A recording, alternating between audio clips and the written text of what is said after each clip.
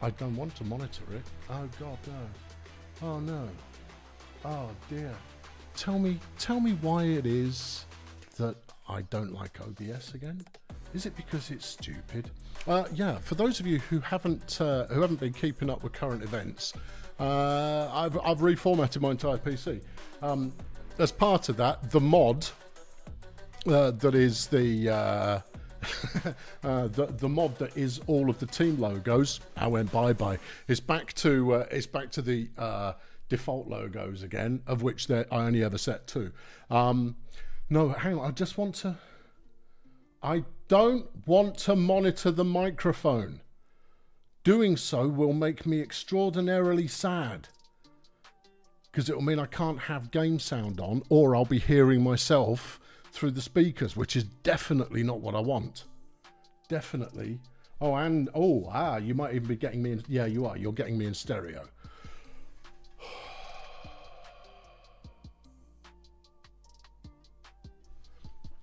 One moment. I shall address these issues. Don't worry, we'll get to all the games. They'll just happen. What if we switch to? No, that's no good. None of this is any good. None of this helps me in the slightest. But why?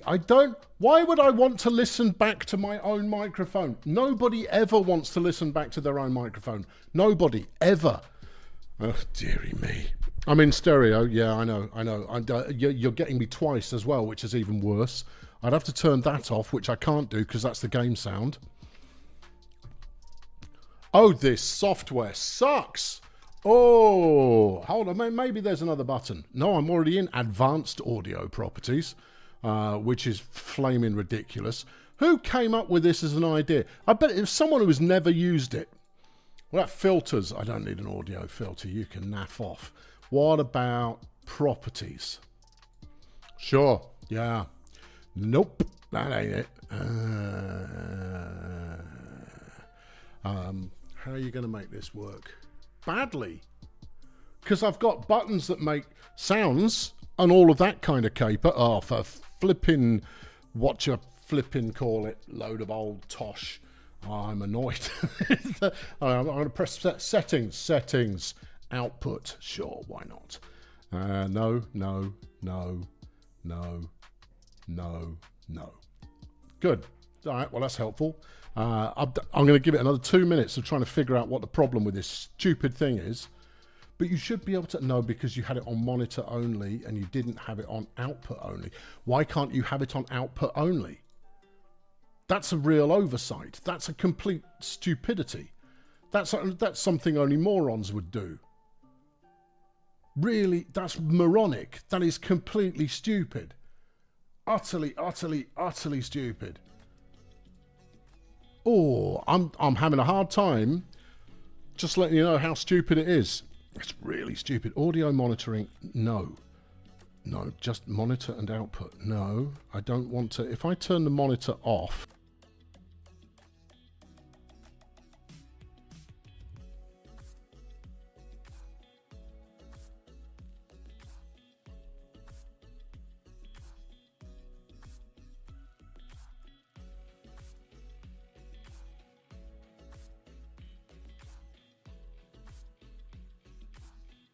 should still be outputting. I don't understand why it's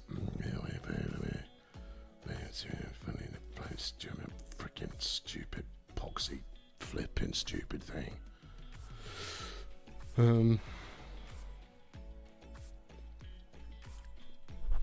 Output only, no monitor is the setting you want. It's a setting that doesn't exist, Ed. I know. That's the setting I want. It doesn't exist. Yeah, I've got monitor only, mute output. That has benefits. Why can't I go output only? Hold on. I'm going to go to the internet. It's worth getting this right. So I'm going to waste your time just for a minute or two while trying to figure this out. OBS output only audio. Is it possible to record audio? No. Output only. No. Monitor. To output audio from OBS without monitoring, adjust the audio monitoring settings. you can set monitoring in your audio sources to monitor off. Yeah, but you see, if it's monitoring it off, it's not giving anything. You know, that's my video capture device. That's capturing from my camcorder, which will be completely awful. See, I had it correct a moment ago. It's also too loud, but we'll fix that. It should be monitor off, and then it'll just do it. You know? I'm going to go muted again. I don't doubt this. File settings. Navigate on locate. Blah blah blah blah blah blah blah. Yeah. It doesn't work. Yeah, doesn't work. We're making changes to audio monitoring. So it's recommended to restart OBS. No, it doesn't. That's not it. No. Global audio blah blah blah blah blah blah. Audio monitoring output only. This is from 4 years ago. For crying out loud. As voice meter, push it all to voice. I'll stuff it. I'm just going to get on with the show. I'll figure this out in my own time. I'll stop wasting your time. Let's get on with the show. Right. I'm not entirely sure how it is you've got the order of games there, Ed. How have you managed to do that?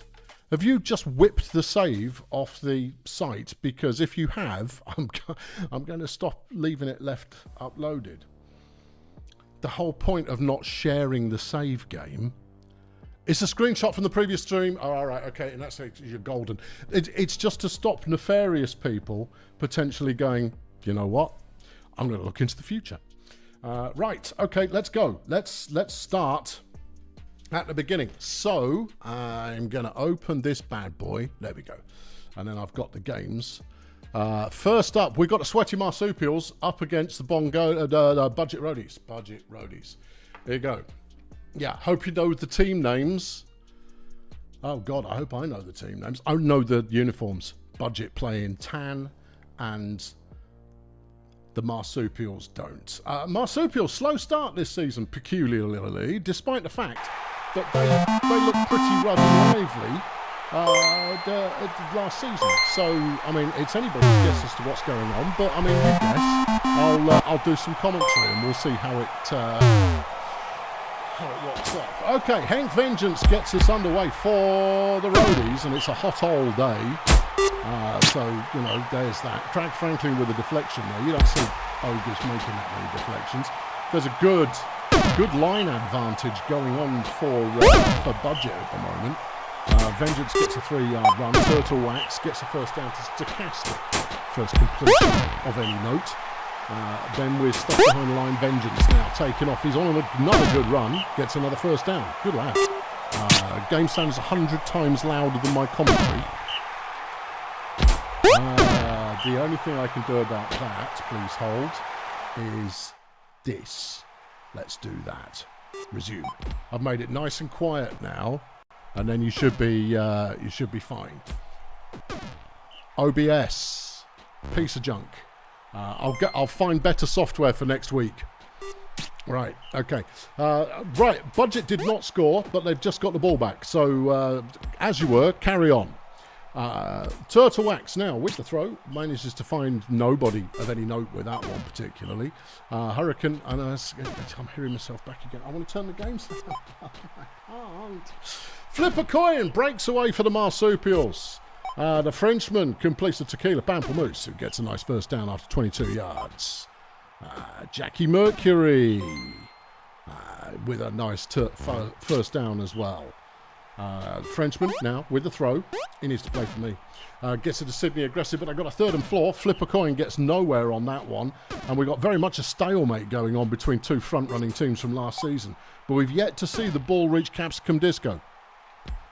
Yeah. Yet to see it work for Capsicum. And that was right over his head. Capsicum sat there going, come on in, come on, let's go, come on. There you go. Fenchurch now catches a 14-yarder, keeping the Budget drive going. Capsicum has the pass deflected by Sydney Aggressive, who I suspect is doing a better job at covering than Capsicum. Oh, hold on, there we go. That one could, although we've got an ogre on the case, but it's a very slow ogre, and that's a 48-yard disco touchdown. The scoring opened after 1/3 of plays have elapsed. Well, I'm very pleased for all you people that really like OBS, but OBS stopped working for me historically, and now the audio settings are garbage. Yeah, so there you go. Tequila Pamplemousse with a 36-yard touchdown, making it 1-1, and the Marsupials are straight back into it. Both teams having taken a little bit of time to warm up, but now they have warmed up, things have got rolling in the right direction. Henky Boy on another good run, gets a 9-yard carry, but it wasn't enough for the first down. As Tequila takes it back the other way, gets 30 yards on the reception. Another deflection going on there. This is some defensive edginess. Yeah. You can help. No, you can't. You know why? Because I'm not stupid, right? I've been streaming for a very long time. Yeah. I tell you what. Actually, let me know how, using my system, I can only have the microphone going to the stream so I can't hear it back. If you can tell me that, then I take it all back.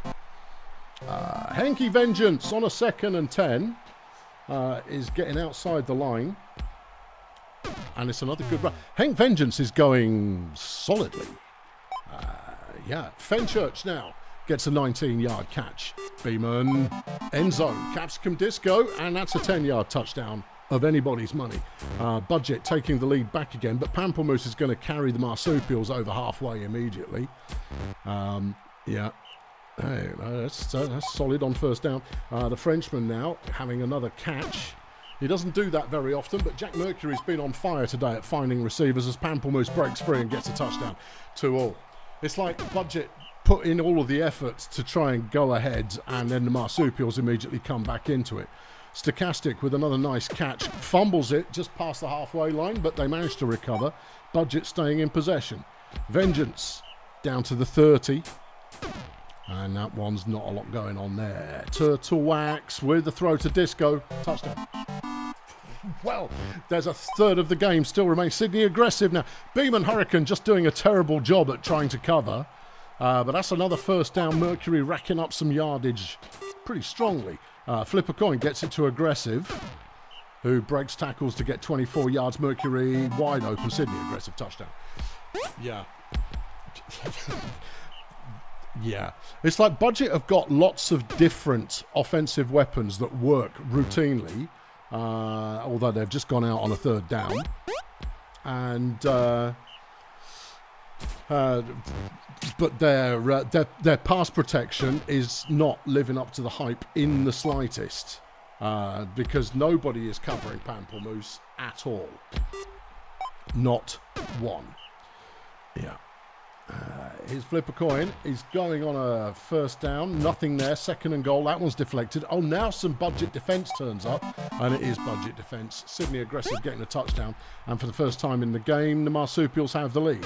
But Vengeance breaks another couple of tackles and heads for 21 yards. And then they get it to Capsicum, who's got Craig Franklin hunting him down. But he still gets 52 yards, and Budget are in the end zone again. Stochastic with another score. Oh boy. Frenchie gets a bit of nothing there. Okay, all right. Pamplemousse. His Flippy chucks it out. Sydney aggressive has got a 10-yard cat. No, that was off Mercury, not Flippy. You've got too many jacks on this team. But they are getting the job done. There are 13 plays left. It's all square, 3rd and 1. And Pamplemousse is going to hit the end zone again, leaving Budget with 11 plays to try and pull this defeat into a... Never bang on. Forget I spoke. 8 plays left. Marsupials with the ball back once more. Oh dear. Yeah. Could I have the stream open in the background with my browser? No. No, not even slightly. I'm not a rookie. I'm not new to this. It's the Poxy software. 3rd and goal. Touchdown again, and the Marsupials cruise to an easy lead. Easy lead, easy win. Budget, having slogged their way through this game, end up being beaten by 2, which is not a particularly just result. And you only have to look at the fan points racked up in this one to show how close it was. Sydney aggressive, 53 fan points. That's not a winning team's best fan point. Capsicum Disco, 52 fan points. Again, very closely matched. Very, very closely matched. But it was the Roadies' defense let them down. Unable to stop any of those passing plays at all. In fact, the Marsupials got 481 yards, 480 of which were in the air. Rather says a lot, doesn't it? Let's move on to the next game. It's that one, which is a Grunt Auto. No, Joe requested we wait a bit, in which case we'll pop down the other end and we'll do the Wizards up against Sportsball. The Wizards have an unlikely win this season. I don't know who they beat, but they must be a bunch of chumps. Whereas, with 2 wins already, Sportsball are trying to repeat last year's form. Are they going to? You know how we find out. Same way as we always do. Same way as they always do. It's going to be the Wizards starting us off. Wizards playing in black. Because they're Wizards. Bubbly Merchandise making a rare catch. Gets 17 yards off a Tension Soda pass. And then Bubbly tries to run it and gets nothing for her effort. And then there's a sack on second down. 3rd and 12. Tension Soda? No Tension Soda. All right, back to Sportsball. Marcel LeJams picks up 5. Omar Pellegrino breaking a tackle, getting another 4. Myra Sacrifice with the pass gets it to Pellegrino, who has a comfortable first down. And, well, I mean, you assume it's comfortable. Bird Dog with a nice catch breaks a tackle inside the 5, and they're down to the 1 yard line. Pellegrino can't get in there. And it's all there. It's all in. Myra Sacrifice scoring the first score of the game as the Wizards try and get back into it. Carl Detonator picking up a 15-yard first down. Manticore has the pass deflected by Pellegrino. Soda throws. There's Detonator again. Picked up from Grunt Auto Group, you know. Carl Detonator was there for ages. Was he? You sure? I'm somewhat sure. I'm not 100% certain. I have a level of certainty.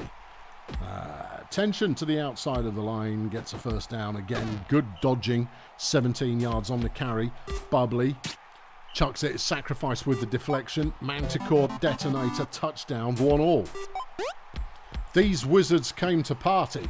But they also came not to tackle Bird Dog, who gets 24 yards on a play that should barely have scraped a first down. Pellegrino picks up 11 on the ground. Sacrifice flips out to low-grade Mo, the rookie there, making a catch, getting 20 yards. Marcel throws, wide open Bird Dog, touchdown. Who's blocking him? Well, let's have a look, shall we? Eddie Progribniak there, making Myra Sacrifice look like a dope. Eddie's still going, but he is completely out of gas, but he's still managed to get 58 yards for his trouble. And it's intercepted. Krista Lemonade makes her first career interception. No. Yeah. Don't you chuck it straight at a tree, and a tree is what you get. If you say so. Sportsball with the ball back and the lead at the moment. Myra throws it. Bird Dog with the catch. I think it's Apex Manticore who's on the coverage job there. Not doing a great job there, Apex. No. LeJams can't do anything on first down. Well, he's overrated. A sack from Manfred Textures on second down, but there's the low-grade Mo touchdown. It's now 3-1 Sportsball. Detonator with the catch for the Wizards as they try and haul their way back into the game. Sacrifice with the deflection. Manticore up the middle gets 3 yards on third down. Second down, first down, whatever down. It's an new first down, and they throw an incompletion. Soda picks up the first on with a 12-yard catch. Manticore. We do like an orc. Yes. However, it's 3rd and 8 now. I was going to go on an orcs moment there, but I might save it for later. There goes Sacrifice with the catch. Breaks 2 tackles, but can only manage 20 yards before being thrust into the turf in that way that people are routinely thrust into things. Dog gets inside the 5, down to about the 2-yard line. Sportsball looking to score again. 4-1 now. The Wizards are stalling out. That's their problem right now. Progribniak, when they get him the ball, he goes a good distance. That was a 36-yarder. Lovely. Manticore throws. It's caught by... who cares? Tension Soda throws flat, and it doesn't work. 3rd and 1. Merchandise to Manticore. Manticore with a first down and a touchdown. We do like an orc. Yeah. Good all-rounders. Good all-rounders are orcs. And violent too, which we also like. Half-time has rolled around, and it's 2-2. Bird Dog with another good catch there, and another bunch of tackles broken. Picks up 31 yards. Which is a shame if you are a Wizards fan, because they had them on a 3rd down there, but, you know, No one can defend the dragon. The dragon getting it done. Pellegrino to the outside of the line, has space, but stuffs it on the 1 inch to go. That one's thrown out the back of the end zone. And that one isn't. Marcel trots in from 0 to make his stats look better, because so far he's not been all that. A whipped out pass late from Bubbly Merchandise gets a first down for the Wizards. They then throw one away. Wise, probably. Detonator with a catch leaves them only 1 yard, wanting to complete the drive. Continue the drive. Never mind. There was a whole sentence there, but I mean, it just felt futile. You stumble over these things, and then the drive's over anyway. You might as well just give it up. Yeah. Anyway, the Wizards get a stop there, and they have the ball back again, but they're doing nothing with it. Manticore with a throw, and it's deflected. So we're back with Sports Ball again. LeJams gets 3 whole yards. Whomping Willow coming up with a sack, 3rd and 9. Willow comes up with another sack, and the Wizards are not going down. Manticore with the catch, and it's Myra Sacrifice who brings him down, but he ate up a bit of the field there. Detonator will get him closer. Time is not their friend. Merchandise picks up 4, 2nd and goal. Soda, no dice. 3rd and goal, Bubbly. It's intercepted by Myra Sacrifice, and that's the end of that then. Yeah, there's 1 quarter of play still remaining. The Wizards' defense has stepped up a bit in the second half, but they've just given up a first down and a chunk more. The Sports Ballers are inside the Wizards' half. Bird Dog picking up some more yardage there. He's got 243 yards in the game. That's what you like to see. Oh, there's an injury. Crystal Lemonade has been injured by Manfred Textures, and Tremaine Jazz Hammock has subbed in. I'd say it's too little to do any damage there, particularly given that that's a lineman who's out of commission. Yeah, I mean, don't get me wrong, linemen essential, but they're not going to be the win-loss coefficient at this stage of the game. Anyway, Sports Ball now up by 3. 15 plays left in the game. Wizards driving, but I mean, unless they can score now, it's not happening. Well, hold on. Pogribniak wants it, and he's in the end zone. A 20-yard touchdown for Eddie Pogribniak. But they don't have an answer for Bird Dog, and that's costing them. Well, yeah, cat hair down the throat. It's because your microphone's covered in cat hair. These things happen. The Jams picks up a massive 8 yards there on the run. Pellegrino with another 2, 7 plays left in this one. Sacrifice, nothing doing. Here's the Jams again. Tosses an easy one to low grade. Mo! And it's there. Yeah. Yes, Kevin, you are the only one seeing the same logo for both teams. Everybody else is seeing 2 entirely different things. You, however, are getting a very special just for you broadcast. Yeah. Pogribniak again. He wants it, but he can't carry the entire team. You need another Pogribniak on the team. Final score, Sports Ball 6, Wizards 4. It's Myra Sacrifice who is player of the game with 85 fan points, 210 passing, 2 touchdowns, 6 deflections. Manfred Textures gets the player of the game for the Wizards with 32 pancakes and 3 sacks, and inflicted an injury, which on an injury-laden field, you would think there's the rest of a sentence there somewhere. Who should we do next? Well, let's do the Bum of the Month club. Since we're waiting for Joe to get back so he can see his game. Bulldozer Power are taking on Cheerio Incorporated. Cheerio, one of the teams that have struggled in the last couple of seasons. Bulldozer Power, one of the teams who haven't struggled in the last couple of seasons but are struggling the heck out of this season with no wins, 3 losses. I don't know either. Bit of a refresh on the lineup. Dark Mode Enya getting her start for BDP. Yeah, we'll see. We'll see though, won't we? Won't we see? We will see. Yes. Okie dokie. Well, it's going to be Cheerio starting with the ball, and it's the undead Alundra Blood. Well, she's not undead. She was just injured for the season. Flipping heck, Ross did a bit of pass defence. That never happens. That's a bit of bird-to-bird action there as, what's her name? Jane Calypso. Also a bird. Yeah. Rosary Busted gets a 3-yard gain. That's a good throw, but Ed Big Mother makes a deflection. Ed, what are you doing deflecting passes? I didn't have you in for that. Calypso breaks for a 40-yard touchdown. There goes Julio. Big signing Julio Lobster. And he gets 45 yards. Boom shakalaka. There goes Steve. He ran for 4. It's not that spectacular. Enya with her first career BDP throw gets a Daxter hijack touchdown. That's the ruddy ticket. Right. Daxter with a deflection. It's 2nd and 10. Alan Twerp discovers that our our defensive line is waking up. They will. Yeah, we'll get you. Busted runs for nothing. Here's Twerp. He manages to evade trouble, gets it out to Calypso, and Hijack makes the tackle, but 37 yards later. Blood gets sacked by Big Steve. Big Steve. Daxter with another deflection. That's the stuff.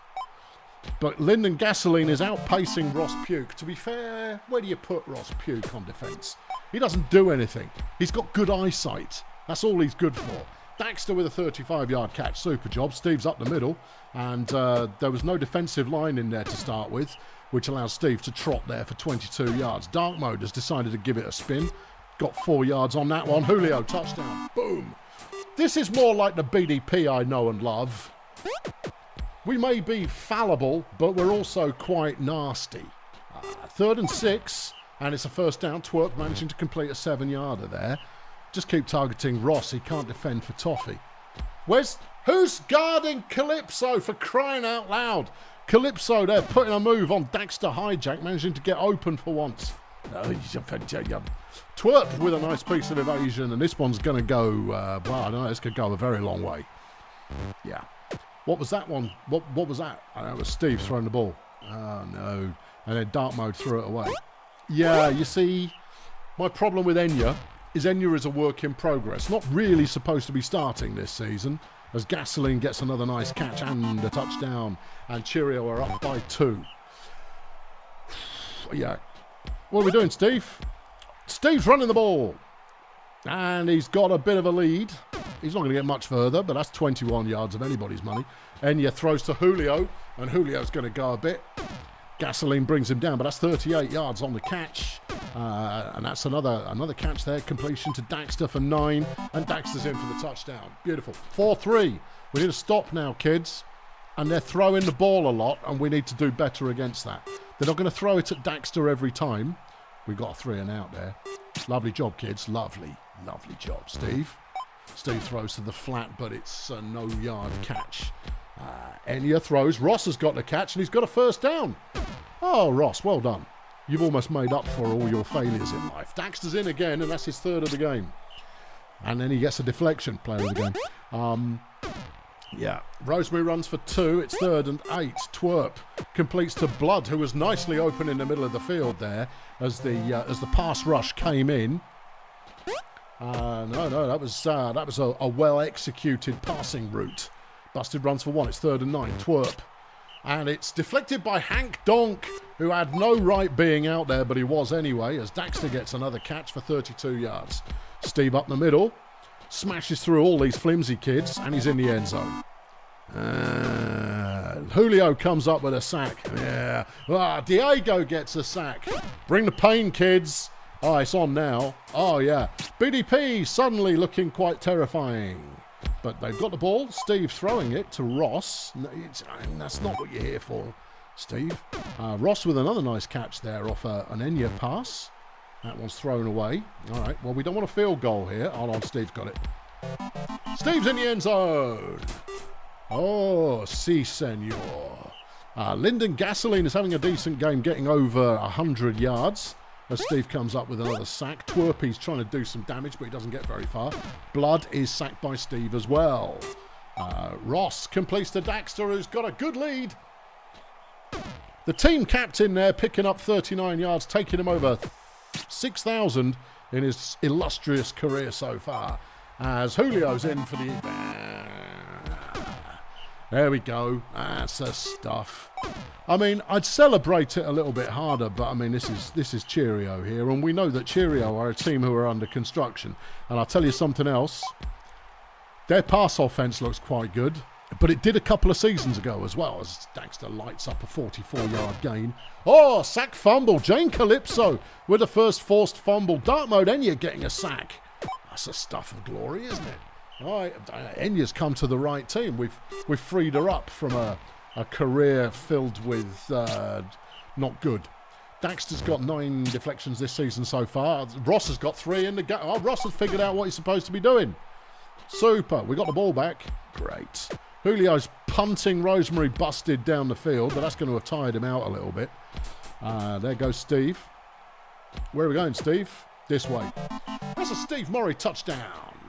Or maybe Steve's going to be player of the game. It's going to be a showdown between the two of them. Calypso gets 48 yards there, 225 yards receiving for Jane Calypso. Alan Twerp on the run, doing a nice piece of evasion there. He got himself a good gain. But it's 2nd and goal, and there's a sack from Diego. Lovely. There's a Daxter deflection, who's got 8 deflections in the game now. And we're going back the other way. Okay. Steve picks up another 5. He's got 100 yards carrying in this one, averaging over 10 yards a carry. That's the ticket. 6 plays left to go, and BDP have got this one so far in the bag that I should turn the speed ups on. Why am I trying to trade away Daxter? Because I don't need him. I've got a different way that I want to go. But, I mean, as anyone can spot, he's a superstar. He's worth a starter off any team you like. 2-way player. Yeah, solid 2-way player. But I'd rather be playing Quebec. But Quebec, you see, is a final score, BDP 8, Cheerio 4. Okay, player of the game, Daxter Hijack, 112 fan points. Could be player of the week. 230 receiving, 3 touchdowns, 9 deflections. Steve came in at 91, 100 passing, 100 rushing. Nice and easy. Oh, and then 4 touchdowns, 4 sacks. Lovely, lovely. Jane Calypso for Cheerio got number 1, 237 receiving. Not bad with a touchdown and not a lot else. Okay, sturdy. Good. Hey, we won one. Hooray. Next, let's do the Port Meggins Pirates, who are taking on the Toy Masters. The Pirates off to a 3-0 start this season. I don't know. Nope. But maybe this is where it will turn around. It's a cold old game, which means people are going to play like donkeys. Kenny Respect is going to start things off for the Toy Masters. And that's a first down. 12-yard gain there. Justin Underworld looking for someone to pass to. Passes to someone. It's Kenny Respect again. All right, Kenny with the first down. Here comes Scrag on the 1st and 10. Lovely piece of evasion. The Pirates seemingly unable to do any kind of tackling whatsoever at the moment. Bad pass there towards Klep Bossman. It didn't quite come off. 3rd and 10. Scrag with the pass. Gets it to Benny Sausages. Lovely. Kenny then throws it. Anthony Go with the deflection. Underworld runs, picks up 3. It's 3rd and 7. Scrag has to get the first down and does so. Gets a touchdown. And the Toy Masters take the lead. Angie Railroad's got 4 yards on first down. Bismarck Heath picking up a catch. Bismarck Heath's in a lineup. Yeah. I think this might be an auto set lineup. Yeah, I don't know. Anyway, Anthony Go on a 3rd and 9 cannot complete the first down. Respect throws for the Toy Masters, picks up 11 yards to Bossmang. Bossmang is the target again, gets another 18 on the next play. Scrag now running, gets 8 and then is stopped in that way that people are frequently stopped. Underworld runs for 2 and that's a first down. Scrag managing to evade the tackles from Bismarck. Kenny Respect. Hold on, there's an injury on the field. Klep Bossmang's gone down. Klep Bossmang is like a massive gorilla dude. Gorilla dude. Yeah, I know, he's just been injured by an elf. Just, how can you live with yourself to be injured by an elf? 3rd and 10, Pirates. And Dougie Conglomerate gets involved. He's got 32 yards from the catch. Angie Railroad breaks away on the next first down and gets inside the 15-yard line for the Pirates. Anthony Go now running it. He had to run a bit faster than that. He didn't quite have enough in him. Madame Pompadour gets him down to the goal line. Railroad is sacked by CDC. Anthony Go throws it to nobody in particular. Toy Masters from inside their owner's end zone is sacked by a gnome. Oh, dear me. There's a lot of hang your head in shame going on here. Yeah, I know. Just hang your head in shame. Turk Ramjet, who's come on for the Toy Masters, picks up a good chunk of yards on second down. Justin Underworld gets the first down for him, and the Toy Masters are past halfway. Is Vitamins on 2nd and 8. Another nice run. Scrag having a solid game, given that he's playing runner 3. Respect is playing well. Yeah. Underworld was playing well right up until Harriet Reflux, a tree, made an interception off the pass. And the Pirates have the ball back, and they need to score off this drive, ideally, if they're going to keep it, tight. No, that didn't happen. All right, back to the Toy Masters then. Respect with the throw. Madame Pompadour with the deflection. Underworld to Respect, and Respect runs for the first down. Is Scrag. Scrag keeping it on the ground. Outpacing Four-Fingered Owls, the rookie. Highly favoured rookie as well. Someday, Four-Fingered Owls is going to be a big deal. Unless he dies. 3rd and 2, and Scrag's got him the first down again. 7 carries, 75 yards in this game. Lovely old job. Mikey Power Tools comes up with a tackle for loss, and here we are at half-time. It's 2-1. Toy Masters just edging it right now. Scrag getting a good carry, getting a first down, and more. 24-yard carry for Scrag Vitamins. Here's Kenny Respects. Here's the touchdown. Benny Sausages with the catch. 3-1 Toy Masters. They throw it immediately to Doug Conglomerate that they haven't been doing enough of. He picks up 40 yards. What are you even thinking about? Madame Pompadour gets nothing. It's 3rd and 10. Angie Railroad's not going to do it by running. And the Toy Masters have the ball back once more, and wide open is Sausages, who breaks the tackle from Anthony Go. Then Underworld completes the Turk Ramjet, who outpaces Angie Railroad, makes Dougie Conglomerate miss and picks up 46 yards. Scrag now with a pass. Well, there's the thing. Angie Railroad's been injured by Turk Ramjet, and Freddie Twobeard has had a go on the field now instead. It's 4-1 though. Toy Masters are comfortably leading right now. We will increase the tempo. Yeah, my own games, I'll watch all of them. And also we were winning, and we haven't done a lot of that this season, so, and I'm hosting the show, so there you are. Kenneth Respect manages to make an interception. The Toy Masters have this game by the scruff of the neck right now. It is theirs to lose. Bismarck Heath with the deflection, but Scrag picks up a first down again. Scrag is playing such clutch ball right now. Yeah. He is. He's playing clutch. Every time he runs the ball, he gets exactly the right number of yards.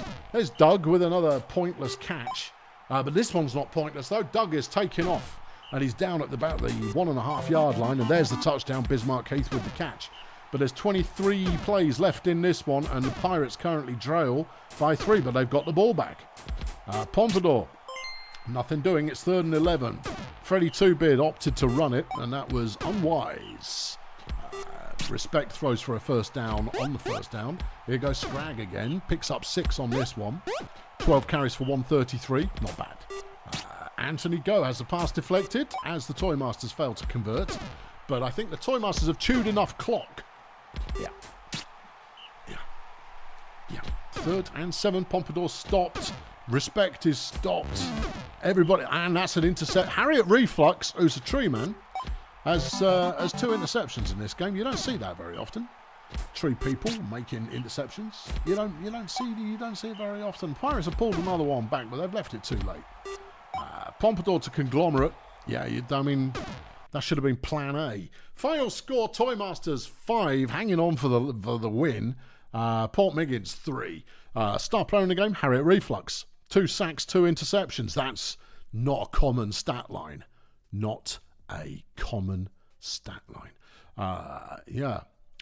Meanwhile, Kenneth Respect for the Toy Masters with 70 passing, 70 rushing, 30 receiving, 2 touchdowns, 3 pass deflections. Just a bit all over the place, fundamentally. But the Toy Masters pick up a win, and the Pirates pick up their first loss of the year. They won't be too disappointed by that. They were overachieving after all. Next up, it's the Pathfinders, who are playing another team. Any ideas? That's the Medics. It is the Medics. Okay, Pathfinders Medics. Oh, this is a fascinating matchup. The Medics have 1 win so far. The Pathfinders still looking for their first. Let's see if they can find it here in the rain. Yeah, I know. It shouldn't be that bad weather makes you go, oh, the game's going to be rubbish. Because, no, it should just be more exciting as everybody coughs the ball up all the time. Hazmat runs it for the Medics on first down. Brahm picks up another 7. His Mutant Lip Balm on 3rd and 1. Could you run any slower? Flipping 7-yard gain, but that's only because there was no one there. Crikey. Yeah. 2nd and 10. Scooter with the pass. It's deflected by Papal Event Horizon. Mutant Lip Balm looks, throws, incomplete. All right. Event Horizon runs for 6 on first down. And then Shafter picks up another one. It's 3rd and 2.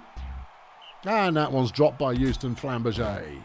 Good times. Well played. Who's pinging me on stream night? Oh, there you go. That's my daughter. I know you're streaming. Yeah. But could you give me a text so that we could chat on the phone? Oh, okay. All right. Yeah. She's got the first day of her job tomorrow. She wants a little bit of G'ing up. Bingo runs for 6. What's happening? The medics have got the ball back, but nobody wants to score at the moment. Okay. Lip Balm gets sacked by Pope Lorenz. Lovely. There's a sack and a fumble and a turnover. That's the ticket. The medics have picked it up. Hazmat with a terrible pass. Here's Blum. He tried to run it and got a whole yard out of that. Lip Balm ran for a yard as well, and that didn't work. There's a sack. Karen Hare has sacked the quarterback. 2nd and 13. Throw to the flat, and it's a tackle for loss. And Marsha Stewart there. Really? Yeah. Apparently she's playing this now. All right, fair enough. It's gone back and forth a little bit more. Yeah. Okay, what's happening now? Event Horizon's got it. It's thrown to Linfield Muscles, who's got a first down, but they're still on their own side of the halfway line. That's an overthrow. Slugworth, not Stewart. Can't read. Marsha Slugworth. Houston Flamberger makes a catch. Mutant Lip Balm's been injured by Frog Plots. El Smiters is now on the field. Okay. This one's not going to go 0-0. No. No, it's going to... Look, you've already seen. Look, breakaways. Breakaways are happening. So it's only a matter of time before someone figures out how to put a ball in the back of the net. Is Slugworth. End zone. Muscles. An 11-yard touchdown. And the Pathfinders have taken the lead. Okay. Yeah. Shafter with the deflection. It's 3rd and 1, and they managed to scrape the first down. Hazmats has it deflected by Event Horizon. Boam on the run. Gets 5. 3rd and 5. Is Lowbrow Charlotte. Completes it to Karen Hare. Okay. All right. Yeah. No, the medics' drive is still going. They're at the 40-yard line of the Pathfinders now. 1st and 10. Here's Charlotte. And that's Hazmat with the catch, and he's got the first down. Hazmat now keeps the ball, runs it. You see, he was feeling overconfident. He didn't go anywhere with that one. A 4-yard gain from Scooter. And on 3rd down, they complete to Karen Hare, who hasn't quite got enough to get into the end zone. Slugworth with the deflection. It's half-time already, and it's 1-0. But the medics are looking to equalise, and they do. 1-1. Linfield Muscles with a 15-yard gain. Is Shafty. Throws it out there. It's deflected by Hazmat. Slugworth to Muscles, who breaks a tackle. Big play. 26 whole yards on that one. Event Horizon can't get anywhere on that one. Shafter. That one's deflected by Hazmat. It's 3rd and 10. Slugworth with the ball. Completes to Shafter, who breaks one tackle and falls over the line for the first down. A sack from Karen Hare. That's her 2nd of the game. As Shafter breaks through a few tackles and picks up 6. It's 3rd and 5. And there's another first down. I mean, these might not be big plays going on here, but it's keeping a drive moving ever so slightly. Touchdown. 2-1 Pathfinders. 37 plays left in the game. As Bingo Hazmat looks around and finds there are no defenders anywhere to be seen, so runs a bit. And that worked. Yeah. Charlotte on a 1st and 10 has it deflected by Flamberger. Hazmat picks up 2. It's 3rd and 7.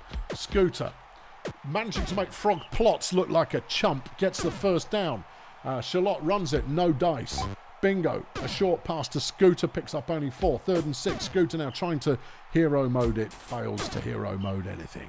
Charlotte comes up with a sack. Shafter has the pass deflected. It's 3rd and 14. Slugworth and Hazmat managing to make the stop as the medics take back over. They are trailing by 1. There is 1/4 of play remaining. Shafter with the deflection. Charlotte completes, but it's short of the first down. And the Pathfinders have it back again. Shafter, not really. No. 3rd and 8. Linfield Muscles, everybody. Looks better on paper than he does on the field. Has the first down. 2nd and 8. Nothing doing. 3rd and 11. No. Back to the medics. who could well tie this up, and I suspect might well do. Scooter gets a good 11-yard fumble recovery and forward momentum. Karen gets a 7-yard catch. Charlotte picks up 2 more. They need a first down. They have a first down. Bingo Hazmat evading trouble, gets them down inside the 5 to about the 3-yard line, and Scooter now trying to punch it in. Throws it in, and it's Karen Hare's 93rd career touchdown that ties the score up with just 11 plays to go. Wow, that's enough time for the ball to change hands 3 or 4 times. Certainly is. Scooter with the throw. No. 3rd and 8. Charlotte, feeling ambitious, picks up only 4 yards. Okay. 2nd and 10. It's 2 all, 5 plays remain. There's another deflection. Yes. The most exciting play you can ever witness. Medics have got it back again. Sabutio Bongo's making a catch from the 25-yard line. Scooter decides to run. They need big yards, so he decides that a 7-yard gain is the way to win. Charlotte runs on the final play of the game, and perhaps justifiably this one ends up 2 all. Around 400 total yards in this game. Oh boy. Yeah. Rain can go to hell.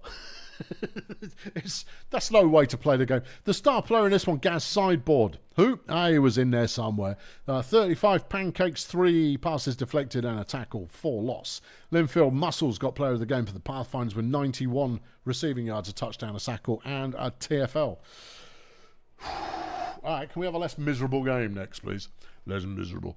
Joe's back, so we'll jump straight into a big ticket item, and that's the Grunt Auto Group, who are taking on the Of City Axemen.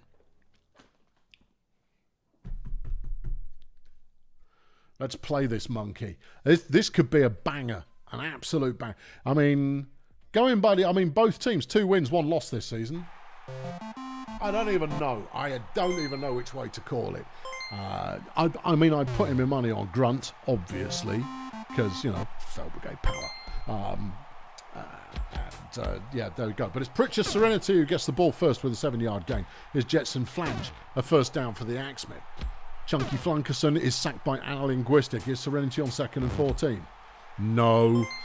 Jetson Flange on 3rd and 14 is going to try the run and has the space, has the first down, and Grunt will be grunting at one another incoherently. Shandy Worthless picks up a 14-yard first down. Of City still moving the ball quite comfortably right now. Serenity evades a tackle from Gendrich Grippy and picks up 21 yards. Flange now, using the same lane, is all the way to the end zone, and the Axemen take the lead early. Tiger Styles is on the field, everybody. He's no lightweight in this one. He picks up 20.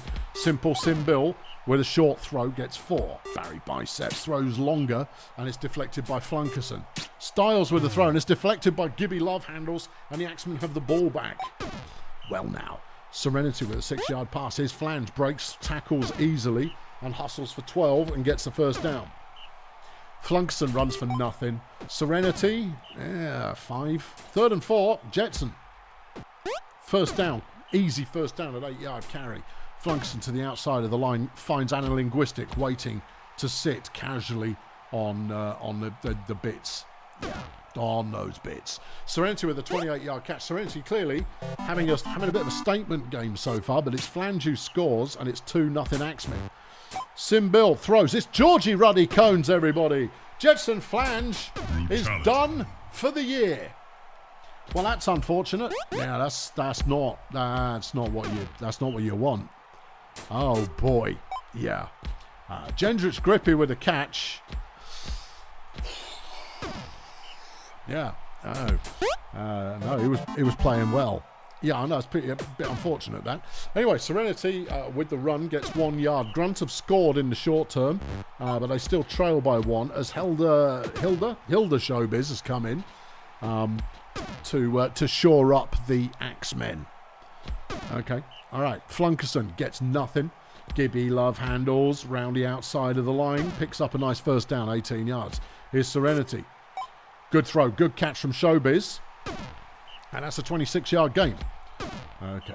Tiffany Hooverback sacks the QB there as Love handles on another good run, gets another touchdown, and it's now 3-1 Of City. Barry the Biceps is making a run for Grunt and has the first down. Pass goes nowhere, it's 2nd and 10. over the head of Georgie Cones. It's no good. Tiger throws into the flat. Georgie's got it, breaks a tackle or two, and manfully strides up. Well, Minotaurfully strides up the field and is doing it again. Georgie Cones, everybody. This is what they hired him for. He can't catch worth a damn, but he also doesn't like being tackled. True. 3-2. As Showbiz makes another catch and picks up 23. Love handles to throw the ball, completes to Flunkerson. Serenity throws. Shandy Worthless with the catch. Not seen too much Shandy Worthless in this game yet. Well, there you go. Seen some now. Happy? Love handles through the middle, 3 yards. 3rd and 7. Serenity, no, not this time, is swamped by all manner of grunts. Gendrich Grippy with the catch, picks up 34 off a Tiger Styles pass. That one's deflected by Showbiz. It's 2nd and 10. Biceps runs a bit, evades a bit, gets 7. It's 3rd and 2 and half time. Steady on. Tiger Styles is who you give the ball to when you're about to get swamped by linebackers, and Tiger picks up the first down as Georgie breaks an easy tackle and scores the tying score. Scored. The score is tied with the scores tied of score. There's the first down. Love handles with a completely clutch throw there. That was beautiful. Beautiful. Yeah. But they've got a 3rd and 11 again. Love handles again, having to pull them out of the fire, and they throws to Serenity, who picks up 23. Well, this is some of the most inspiring offense we've ever seen from the Axemen, who are getting the job done here and look like they could well score again. Love handles to Flunkerson, is stopped at about the 1. It's Serenity, will run it, does score. 4-3 the score, plenty of time left. A 3-yard gain on first down for Grunt, then a little bit more, but Biceps needs 2 and does not get it. The Axemen have the ball back but immediately get sacked. Flunkerson tries something, and no. But Love handles, tries to run it, and that didn't work either. Grunt managing to hold it together as they pass to Grippy, who gets to around the halfway line, just short of the halfway line. Yeah. I mean, who's counting all that much? The line judges. Sure. There goes Cones, busts a tackle, and is brought down for 34-yard gain. Grunt now looking toward the end zone when they should be looking toward their own players. Biceps. Oh, he got lucky there. Flipping. Oh, amazing play from Barry Biceps. That was lovely. Needed 10, got 10, and there's the tying touchdown. 4 all, 24 plays left. Showbiz breaks away on first down, 22 yards. Here's Flunkerson through the middle. No, you can't go through the middle here. There's too many violent players on the field to go through the middle. They will hurt you and smell your face. Hilda Showbiz with a 27-yard catch. Flunkerson, he gets another 3. Well, I mean, you've got to applaud the tenacity. I don't have to applaud anything. Shandy Worthless with a touchdown. 5-4, 18 plays left as Georgie Cones drops the ball. That's what he's paid to do. Gendrich Grippy, however, gets them moving still. Picks up 34. Solid. Will spin goal, picks up sack. And that one's deflected by Flunkerson. It's 3rd and 14. It's now on, and Georgie Cones has caught this one. Oh, he's so flighty. He is very flighty. Yes, 2nd and 10. An overthrow there from, well, an underthrow. Just a bad throw, but Grippy's got this one and will score. It's 5 all, 10 plays left. Can Grunt hold? Well, that's what we all ask ourselves on a regular basis. Not on that play, they didn't, though. That was 41 yards. But there's an interception. Simple Simbil's got it. Can the Axemen hold? Simbil. No, he's stuffed by Trellis Cosmic. Biceps. This time, he's only gone and done it again. Barry Biceps goes flipping, trundling through the middle. Wheel spin goal has been injured by President Scroob. Simbil picks up a few more. There's 4 plays left. There are 28 yards to go. Get it, the big lad. Yeah. Oh, yeah. No, Barry once again keeping the drive going, and Barry's going to get down to the 5, but he's been injured by Pritchard's Serenity. Serenity goes, you're not doing that again. Last play of the game. Oh, hey. Oh, he that far short. Oh, what a cracking game. What a cracking game. Absolute belter. 5 all the final score, and I think that is a just final result there. Both teams just look harsh. Harsh from both teams. Harsh. Yeah, brilliant game. Brilliant game. A game of the week so far, other than BDP giving, issuing a slap. Simple Simbill, player of the game, 223 passing, 4 touchdowns and an interception. Pritchard Serenity, I'm surprised didn't get more. Didn't do anything defensively particularly. No, didn't do nothing. 170 passing, 60 rushing, a touchdown. Actually, Serenity was quiet in the second half. Yeah, sure. All right, if you say so. Anyway, that's an absolute banger of a game. Banger of a game. Yeah, what do you want to do next? You've got KSA Voodoo Boys. Okay, yeah. Neither team with a perfect record of any kind right now. So let's hit this monkey. It's a beautiful day for some Brutalball, just so you know. Yeah, just so you're aware. Who's going to win this one? I don't know. Okay, good-o. It's a big game, though. Well, yeah, sure. Brandon Peril runs away on first down for 25. Yeah, Brandon flipping Peril. Ocean Tanklar is sacked by Carl Svazdan. Brock Torque tries a run and doesn't get much, so it leaves it to Brandon, and he can't complete. Rock Hands in the lineup for KSA. Well, that's unusual. Yeah, Charlie Choo Choo in the lineup for KSA. That too is unusual. Svazdan tries running it doesn't work. It's 2nd and 10. Raccoon with a deflection. Choo Choo. Oh, okay. Gets a 9-yard gain, but it's not a first down. Back over to the Voodoo Boys then. And they complete a first down out to Raccoon. Torque throws, complete to Bob Bobson. And he picks up a first. Brandon takes off, swerves in and out of danger, and gets 12 yards. Tanklark runs for nothing. Bob. There's a flipping touchdown, a 28-yard touchdown for Bobson. And the Voodoo Boys take the lead. Bill Saturno harshes off a tackle and gets 46 yards. Okay, Choo Choo gets nothing from that one. Svazdan gets nothing from that one. It's 3rd and 10. Hands throws. Stench Vozine with the deflection. Back to the Voodoo Boys again. Tanklark throws this Bertha Raccoon, who has nobody for a million miles in any direction apart from Bill Saturno, who makes a tackle after 58 yards. Torque, with a good run around the outside of the line, gets 5. Peril is inside the 5-yard line. Enrico chucks 2.5 in the bucket, asking KSA to issue a nice birthday present. Not with this lineup. I can't see it. I can't see it happening. I just can't. Charlie is erratic. Svazdan, it desperately needs a block. And I'm not sure if Rock is capable of passing. Yeah. See, if Choo Choo manages to get a little bit of a head of steam, quite challenging to bring down. That was a 42-yard gain. Yeah, there goes Svazdan. He got a block as well and is down to the goal line. But second down goes nowhere. Choo Choo has the touchdown. It's 2-1. Peril runs for 6. Here's Tanklark. 2nd and 3. Completes to Bertha, who once again is going to go a bit. Flipping Rock Hands coming in there like he's being thrown by a very accurate thrower of players. Brandon has a lot of players fallen over and manages to run for the first down. Tanklark tries something similar but can only gain 2. Torque also tries running, can only gain 2. Brandon is stuffed at the line. It's like calling the same play 3 times in a row. Rather telegraphed what to expect from the defensive team. Yeah. Spaz gets a 3-yard gain, and it's not enough. But there's an interception. Phoebe Brat-Salat picking that one off. KSA having the ball back, and Choo Choo's running again. And everyone's having a bit of trouble tackling him. He's large and pointy. Yeah. Hands? No. Deflected by Raccoon, 2nd and 10. And that's a Choo Choo 2-yard gain this time around. But Saturno's got it, and that's a touchdown. It's 2-all. Okay, on first down, Brandon Peril doing what you expect him to do. And he's going to get a lovely big chunk of change out of that one. 36 yards that he's found down the back of the sofa. 9 carries for 99 yards.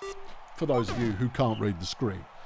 Is Brock on 2nd and 6. Completes the pass, and it's a first down. Brandon gets 2 this time. 2nd and 8. And that was deflected by Zerma.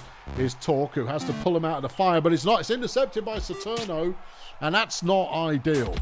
No. Joe's slung a 20 in the bucket, thank you, Joe, for Shady's tackle of Otto at the 1-yard line.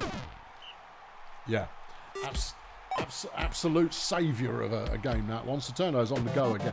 Bill Saturno, you know, he's good. He can't defend worth a damn, but he's got speed, so he can be your late tackler when someone's breaking away. But receiving, he's pretty dangerous. Yeah.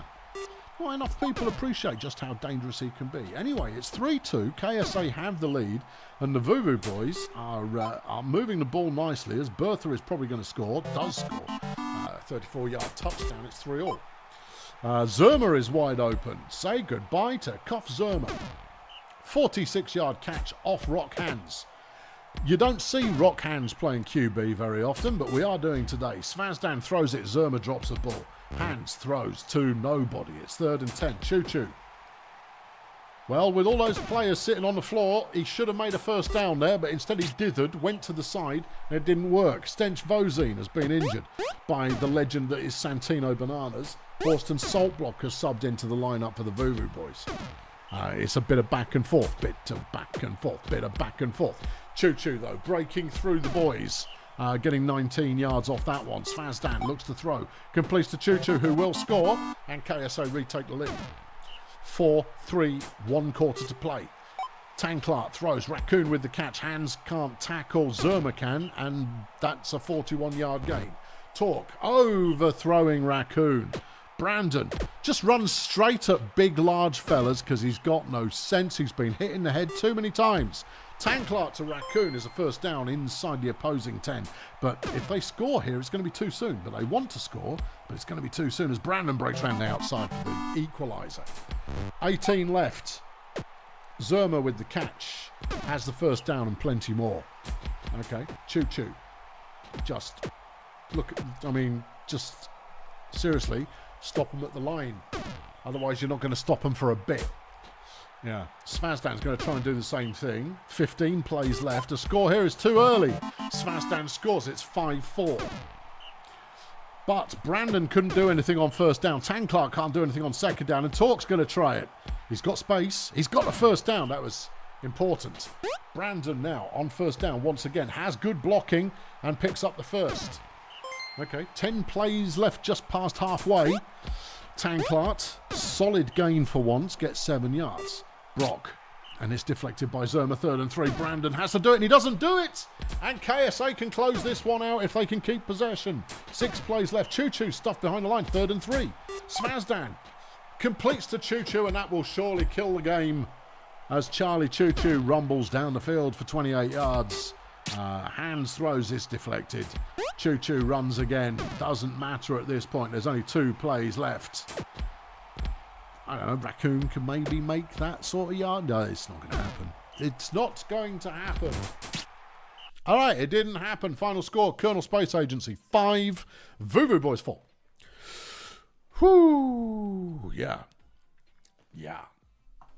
It's not the Pirates logo, it's a Pirates logo. Charlie Choo-choo, player of the game with only 62 fan points, 218 rushing, 2 touchdowns.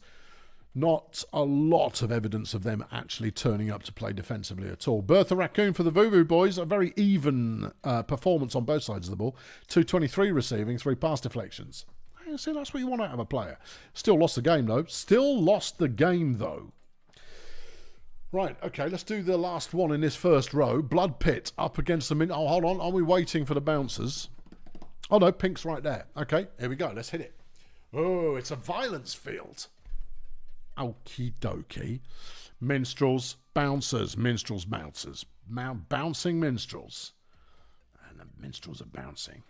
Okay. All right, here we go. It is not a nice day for Brutalball at all. It's the kind of day that you get on a day, where people die. Clacton Express will start us off and does nothing. Mark Disneyland will follow that up by doing nothing. And here's Glenda. Takes her time and does nothing. Right, over to the Minstrels then. Pitbull Jones with a catch and go for 12. Pitbull again completes a real short one there. Ryan McNeese, having good support from the team, picks up 8 and a first down. Pitbull. Well, he put a lot of effort in there to gain 6 yards, but gain 6 he did, but on third down they get nothing, and we're back with the bouncers. Clacton this time giving up on the passing as a notion. Crash Zodiac with some half-hearted attempt to make a tackle, and it didn't work. No. Rocky Melons with a catch, the rookie, already making a good name for himself in the league at this early stage.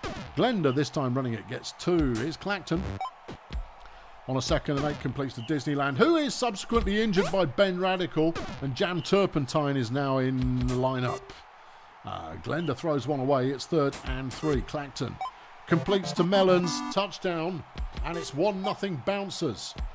Vectrix has the catch and will run for a bit until someone can catch him. 39 yards off a Zodiac pass. Okay. McNeese throws, another good catch there. 11 yards on the gain, so it's another 1st down. Zodiac only runs for 1. 2nd and 9, Jones. Jam Turpentine there, looking like he was trying to make a tackle, but didn't make it.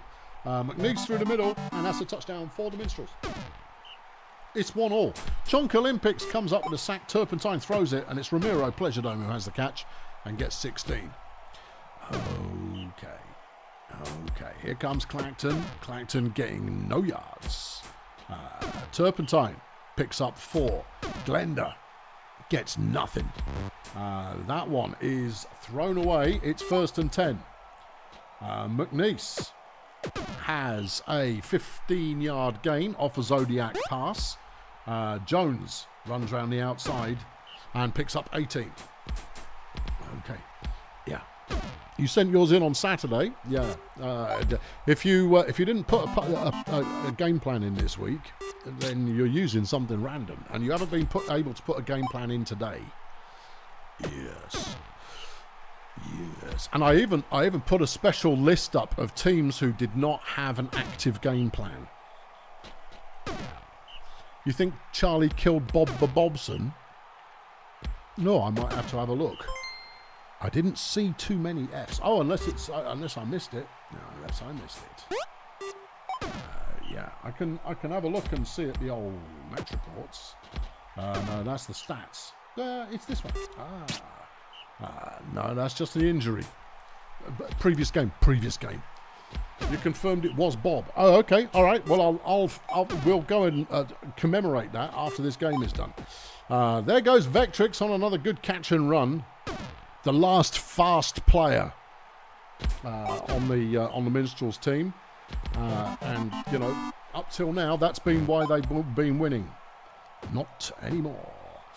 Turpentine with the catch for the Bouncers, picks up 30 yards. Then only 1 on the subsequent play. Glenda now with the ball. It's 2nd and 9. Okay. Glenda has a 12-yard 1st down. The Bouncer still moving the ball. Turpentine throws. It's deflected by Vectrix. Bastard gets absolutely nothing, and the Minstrels have the ball back. Zodiac to Graham Tanky. I'm not sure why he's out there, but he's out there, and it's happening. Vectrix now running the ball, making solid ground there. Gets 38 yards off a McNeese pass. Zodiac has that one deflected by Pete Brick Wall. Pitbull gets nowhere at all. 3rd and 11. And that's a stop, which is something the Bouncers desperately needed. They've got to work their way back into this game, which is sung to the tune, I'm going to wash that man right out of my hair, just in case. Glenda runs for 2 yards. Clacton throws an interception. It's Professor Feetham with the interception. That's his 3rd career interception. But he's an old-timer. He's been in for all 5 seasons so far. So, I mean, that's less remarkable somehow. But the Minstrels now in the driving seat, looking to put this game potentially beyond reach. Pitbull up the middle, does not do enough, and the Bouncers make a goal line stand. Clacton runs for 5 on 1st down, getting them out of their own end zone. Turpentine managing to pick up a good chunk after that with 16. Here's Glenda on 1st. Big throw, good catch. Rocky gets the catch and breaks away. Falls to McNeese to have to make the saving tackle there for 44 yards. Clacton throws one to Pleasuredome. Pleasuredome hasn't really been a factor in this game so far. Turpentine running for 12. There goes Glenda. Glenda is in the end zone. 3-2. And the bouncer's not out of it. There's an injury down there. It's Crash Zodiac. Oh, no. It's been injured by Glenda Bastard. Lynn Mephisto has subbed in for the Minstrels. Oh, not Crash Zodiac. Oh, no. Hold on. It's an interception. The bouncers are pulling their way back into this one. Pleasure Dome catches a 6-yarder. Turpentine throws. It's caught by Pleasure Dome again. It's like they've been keeping him as a secret weapon up to this point. 19 plays left in the game. Bouncers with the ball. Clacton throws. Wide open is Glenda, who has the tying touchdown. All right, Mephisto runs on first down for the Minstrels. It's 8 yards. Pitbull is going to pick up a comfortable first now. Gets short of the halfway line. McNeese throws. It's intercepted by Clacton Ruddy Express. And all of a sudden, this game that was looking comfortable Minstreloid is not looking comfortable Minstreloid. Ramiro Pleasure Dome, a second half hero, has pulled the bouncers back into the game, although they haven't got time to muck about. Yeah. 3rd and 5, and Turpentine just loses it. Just loses it entirely. 2nd and 5, Minstrels. Mephisto picks up a first down, but they've only got 7 plays left if they want to win this one. 6 to go, and it's a 2nd and 10. That one is... It's fumbled, and Glenda Bastard has picked it up, and more than that, she's getting real close. It's now a 1st and goal, and there's the touchdown, and the bouncers take the lead with 4 plays left. If you're a Minstrels fan right now, you've got to be going, I just can't even. How? Why? Why are you people sucking all of the joy out of it? Hold on, it's not over. Vectrix has tied it up, and there's 1 play left, and he throws it away. Wise. The Minstrels had this one under control, almost threw it away, and then got it to their last remaining speedster, who managed to get them a blush-saving final touchdown. Clacton Express, star of the game for the Bouncers, 124 passing, 3 touchdowns, 3 deflections and an interception. All-important interception late in the game. Professor Feetham for the Minstrels gets player of the game for them, with only 46 fan points, 33 pancakes, and an interception. Lummy. And the word is that Crash Zodiac may have lost his starting position. Well, we'll see. Depends how big the injury is, but it depends if my website host decides to restore the flipping website anytime soon. Right, where are we now? I don't know. There's just numbers and identical logos. Yeah, let's do this one. This is a team with 3 wins. Oh, okay, yeah. Who's that then? That is Orange. Bessie Grapeshot, Farmer Vault Style, Ellie Redenta. Yep. Versus Viggy the Viking, Spangles Hunkerdome, and they play in yellow. Oh, man. It's Chris Biscuit. That's Volcamoose. They've got Chris Biscuit. All right, who's the other? Oh, Vivian Crumble. That's the Fire Chefs. Doh. Yeah, right. Okay. No, I'm seeing if I can recognise the teams purely by their uniforms. Yeah. Chefs Saints, big game. The Chefs could be on it this season. Don't know. They've certainly got something working, and that's a good thing. Anyway, it's going to be the Saints who start with the ball. Yeah. All right. Okay. Hunkerdome is going to get us underway, and it's a total waste of an open net, frankly, but they complete the next pass out of Slop Ridges, who gets a nice 39-yard gain. Kremp Inquisitor is stuffed behind the line. Hunkerdome. This one is caught by Erland Dickberg, but he only gets 3. Viking throws. It's intercepted by Vivian Chuffin Crumble. Her 11th career interception. You would have thought more from Viv Crumble. The Chefs, of course, used to playing in the heat, and it's not hot today. So, I mean, you know, read into that what you will. Bessie Grapeshot completes to Crumble, who's outpacing the defence, but gets brought down at the 1. Ellie Redenta tries to run it in. No. Vault Style throws to Crumble. Touchdown. And based on that drive, it's Crumble or nothing. Yeah. Anyway, Dickberg with a catch for the Saints as they try and equalise early to keep this one competitive. Viking makes a nice catch and is down at the opposing 37. There goes Dickberg. He breaks a tackle from Bessie Grapeshot. Disco Collins tries to make the stop, does so at the 5, 32-yard gain. Viking is trying to run. Disco Collins has been injured by Erland Dickberg as Kremp Inquisitor gets the tying score. Okay, Felipe flexing, coming up with a sack on first down. Redenta throws, Dickberg deflects. Vault style completes one of Burt Violence, who's come off the bench and has got a lovely turn of speed. Gets 36 yards. Bessie Grapeshot throws. Burt Violence again, and this time he's unmarked. He gets another 39. Redenta on a 1st and 10. Violence, touchdown. Well, that's a statement possession there from the Chefs. There is a mismatch going on there. I imagine it's Ridges, maybe, doing the covering. I don't know whether Ridges or Dickberg, and neither one of them are particularly strong. So it's anybody's guess. Crumble making some good defensive plays there as Chicken Druid deflects the 3rd down and the Chefs have got the ball back. Okay, Chris Biscuit comes up with a sack. It's 3rd and 8, and here's the interception. Kremp Inquisitor picks that one off. And the Saints have got the ball back as Spangles runs away on 1st down. Getting 23 yards on the ground is Viking. And that one's complete for 4. Inquisitor now. Throws to the middle and there's nobody there. 3rd and 6. Spangles. Ellie Redenta there having a lie down. Viv Crumble making the score-saving tackle. But frankly, I think it's just putting off the inevitable. Inquisitor throws. Touchdown, Dickberg. 2-all. Okay. All right. Yeah. Redenta. On 2nd down, nothing doing. 3rd and 9, Bolt style. Deflected by Viking. Saints with the opportunity to go ahead. Everybody's lying on the floor on the right side of the line. And Hunkered Home gets himself a free path, which he uses to get 30 yards. And then Dickberg scores a touchdown. Saints looking pretty mighty on that one. Dickberg with the deflection. And there's another deflection from Dickberg. It's 3rd and 10, Bolt style. And he's sacked by Zerwin Trumpet. Well, that's not ideal. No, it's not ideal. Viking has a deflection from Redenta. Kremp throws. It's deflected by Redenta. 1st and 10, back with the Chefs. Redenta with a catch. Ellie now looking to pass. Completes to Bertie Violence, who's still playing. He had that one drive and he thought, oh, well, maybe he's done for the day. But no, sir, he's still here and it's half-time and it's 3-2 to the Saints right now. Okay. Yeah. Burt picks up 24. That's a 1st down inside the 2-yard line. Chefs looking for another score and they get it. And it's Violence who gets it. They and Violence, between them, get it. Cumulatively. Kremp decides to avoid passing the ball when everybody's run away. And he runs it a bit and picks up 29 yards. Hunkered Home picks up only 1 on the... I don't know. I just don't know. I'm all out of words for a minute. I'm going to have a little drinky. Yeah. You watch the game for a sec. I'm thirsty. Hey.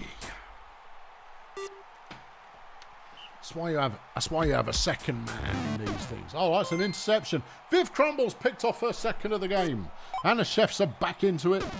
As Crumble advances at 21 yards with the catch. Hold on, it's going back the other way. Viking has intercepted the ball.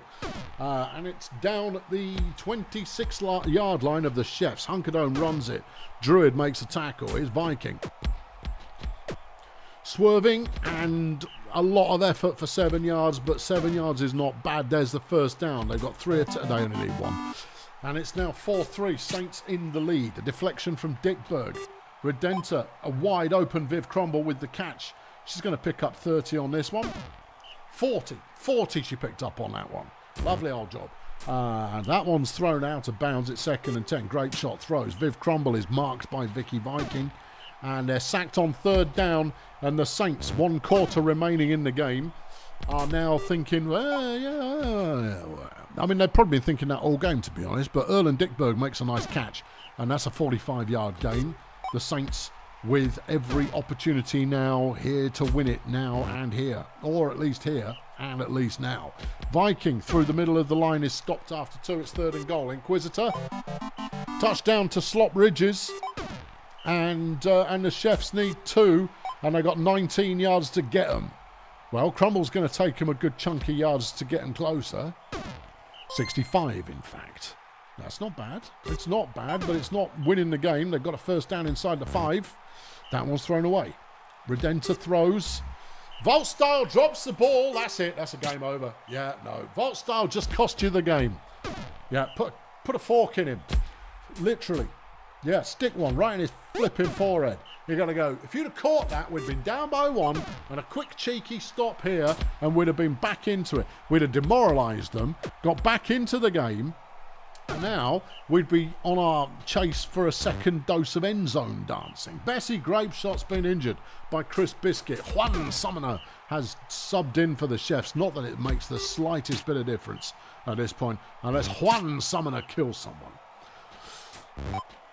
I don't think that's going to happen. Volt Style catches that one. Oh, big whoop. Yeah, I know. What an absolute waste. What a waste. That could have been a slapper of an ending. And we've had a couple of slapping endings in this one. But no. No, some flipping gnome drops a flipping ball. Yeah, seriously. Final score, Volcamoose 5, Fire Chefs 3. Erlen Dickberg, player of the game, arguably.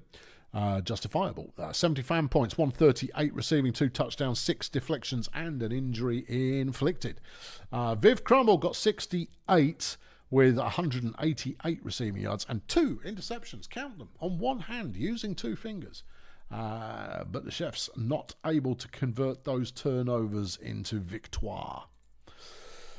Okay, good. Where are we going next? There's still loads of games to play. Well, we should probably get a move on. Well, they should stop being so close, then I can hit the accelerator. Hello, Jeff. We've got your Nomads up. I was going to see if I knew which teams they were. Well, that's the Nomads. Oh, stop it. Versus Stardos of Human Resources. Okie dokie. And it's a blessed game. This could be a big stinker of a score fest. Do Scorefests stink? They do, bigly. Right, Danny Dyer with the throw for Stardozer on first down. But they've got third down already. They managed to pick up the first. Here's Danny Dyer again. Completes the pass to Engelbert Loudmouth. Ramsey Pothole overthrowing everybody. Here's DeMarcus Rotoscope, and he can't complete it either. Olivia Chaka Khan throws for... Who's this team? They're the other ones. Nomads. Right, okay. Buster Vortex through the middle. Nice. Gets 5 yards, but it's 2nd and 4. Chaka Khan throws. Wide open Egon Sanction. Gets a 26-yard gain towards the end zone.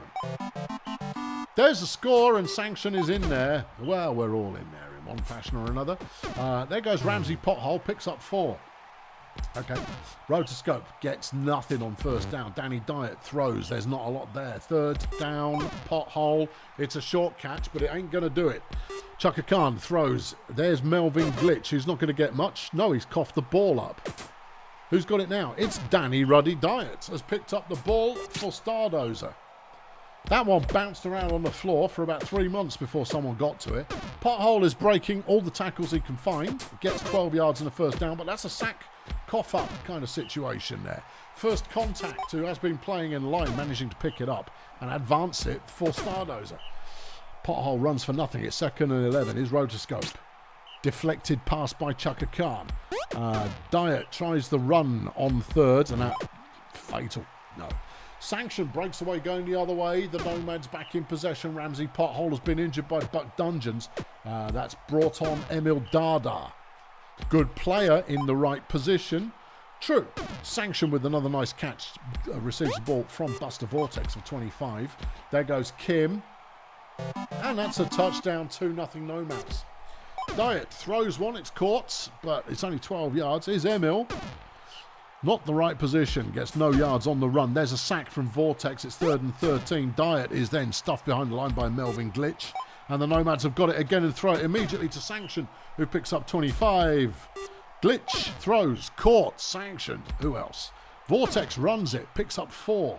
It's 2nd and goal. And that's a Melvin Glitch touchdown. It's 3-0. Well, Stardozer are not quite there. No. Another sack, crotched angle flag coming up with that one is 2nd of the game, and the Nomads immediately go back to Sanction, who fumbles it on the 2-yard line. Emil Dada coming away with it, managing to do an epic recovery there, picking up 30 yards with the ball. Dada, though, running on offense, no. Rotoscope on 3rd and 13, tries something, doesn't pay off, and we're back with the Nomads. Baritone with the deflection is Glitch. Glitch overthrowing or under... Just wrong throwing there. And that's 3 and out. Back to your Stardozer for your regularly programmed Stardozer schedule. Dada throws a 4-yarder. It's a yard. Dada throws a yarder. He certainly does. Diet on 3rd and 6, and that one's caught, but it's short, and the Nomads have got it back as we hit half-time. All right, Chaka Khan. A yard. Ooh, but wide open is Kim Selector, who is not quite fast enough to go the distance. But 55 yards, I don't think anybody's going to complain about. Well, not on the Nomad side of things. That's a touchdown. That's 4-0. We're going to activate the let's get this going a little bit faster. Because that way we might get through all these games before all these games are got through. Diet to Loudmouth. Loudmouth's a decent player as well. Rookie, solid prospect. Don't know what he's like on defense. Good sack from Vortex, who's putting in a good game. Dada picks up the touchdown. But so far, this has been... Wait for it. No, I stand by my guns on that one. And so far, this is mostly Nomad traffic. Although 2 deflections in a row. It's falling to Vortex every time to try and find someone who can get open enough to catch it.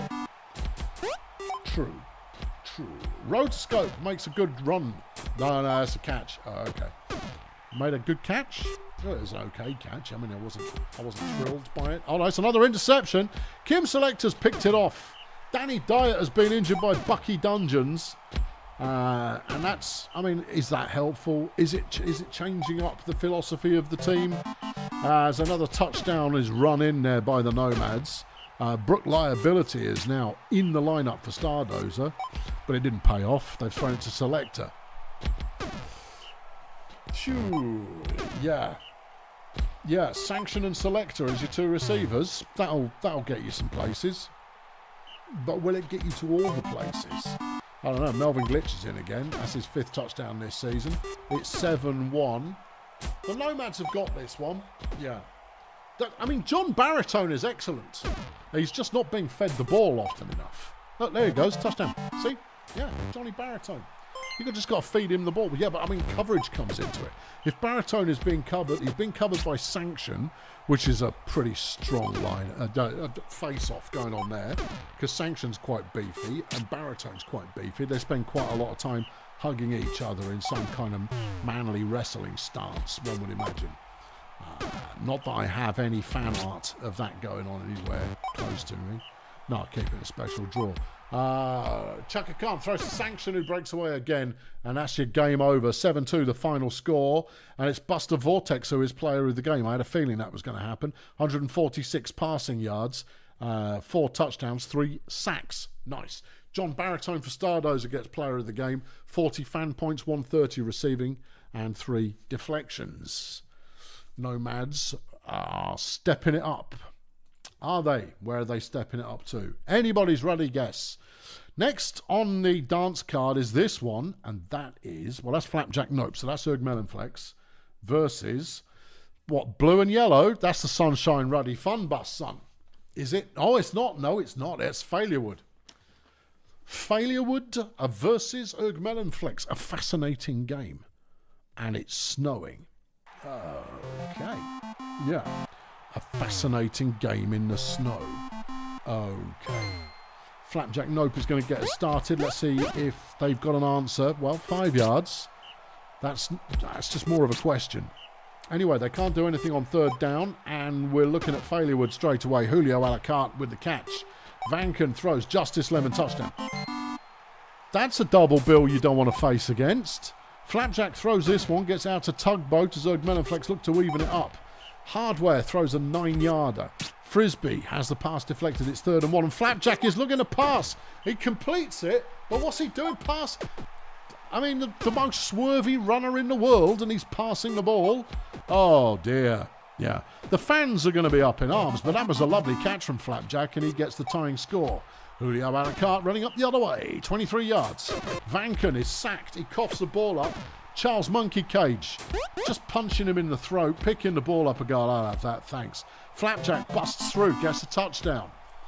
Well, how quickly that has reversed itself. Justice Lemon with a 24-yard catch. Vanken is sacked by Monkey Cage, and that's his quarter of a century. Lemon with another good catch. The pace doing good work here in the snow. A la carte stronger than fast. Yeah, not faster than strong. No, stronger than fast. Something happened there, but Flash Bandit came away with it. Flapjack runs for 4. Failurewood denied. It's 3rd and 2. Dick Frisbee throws an interception to Kirk McTwist, who throws it to Julio, and that's a touchdown. Okay, so it was. I mean, that was just delaying the score there, rather than there being anything meaningful to come out of that turnover. Flash gets the catch from someone who threw it. Dick throws it away. It's 2nd down.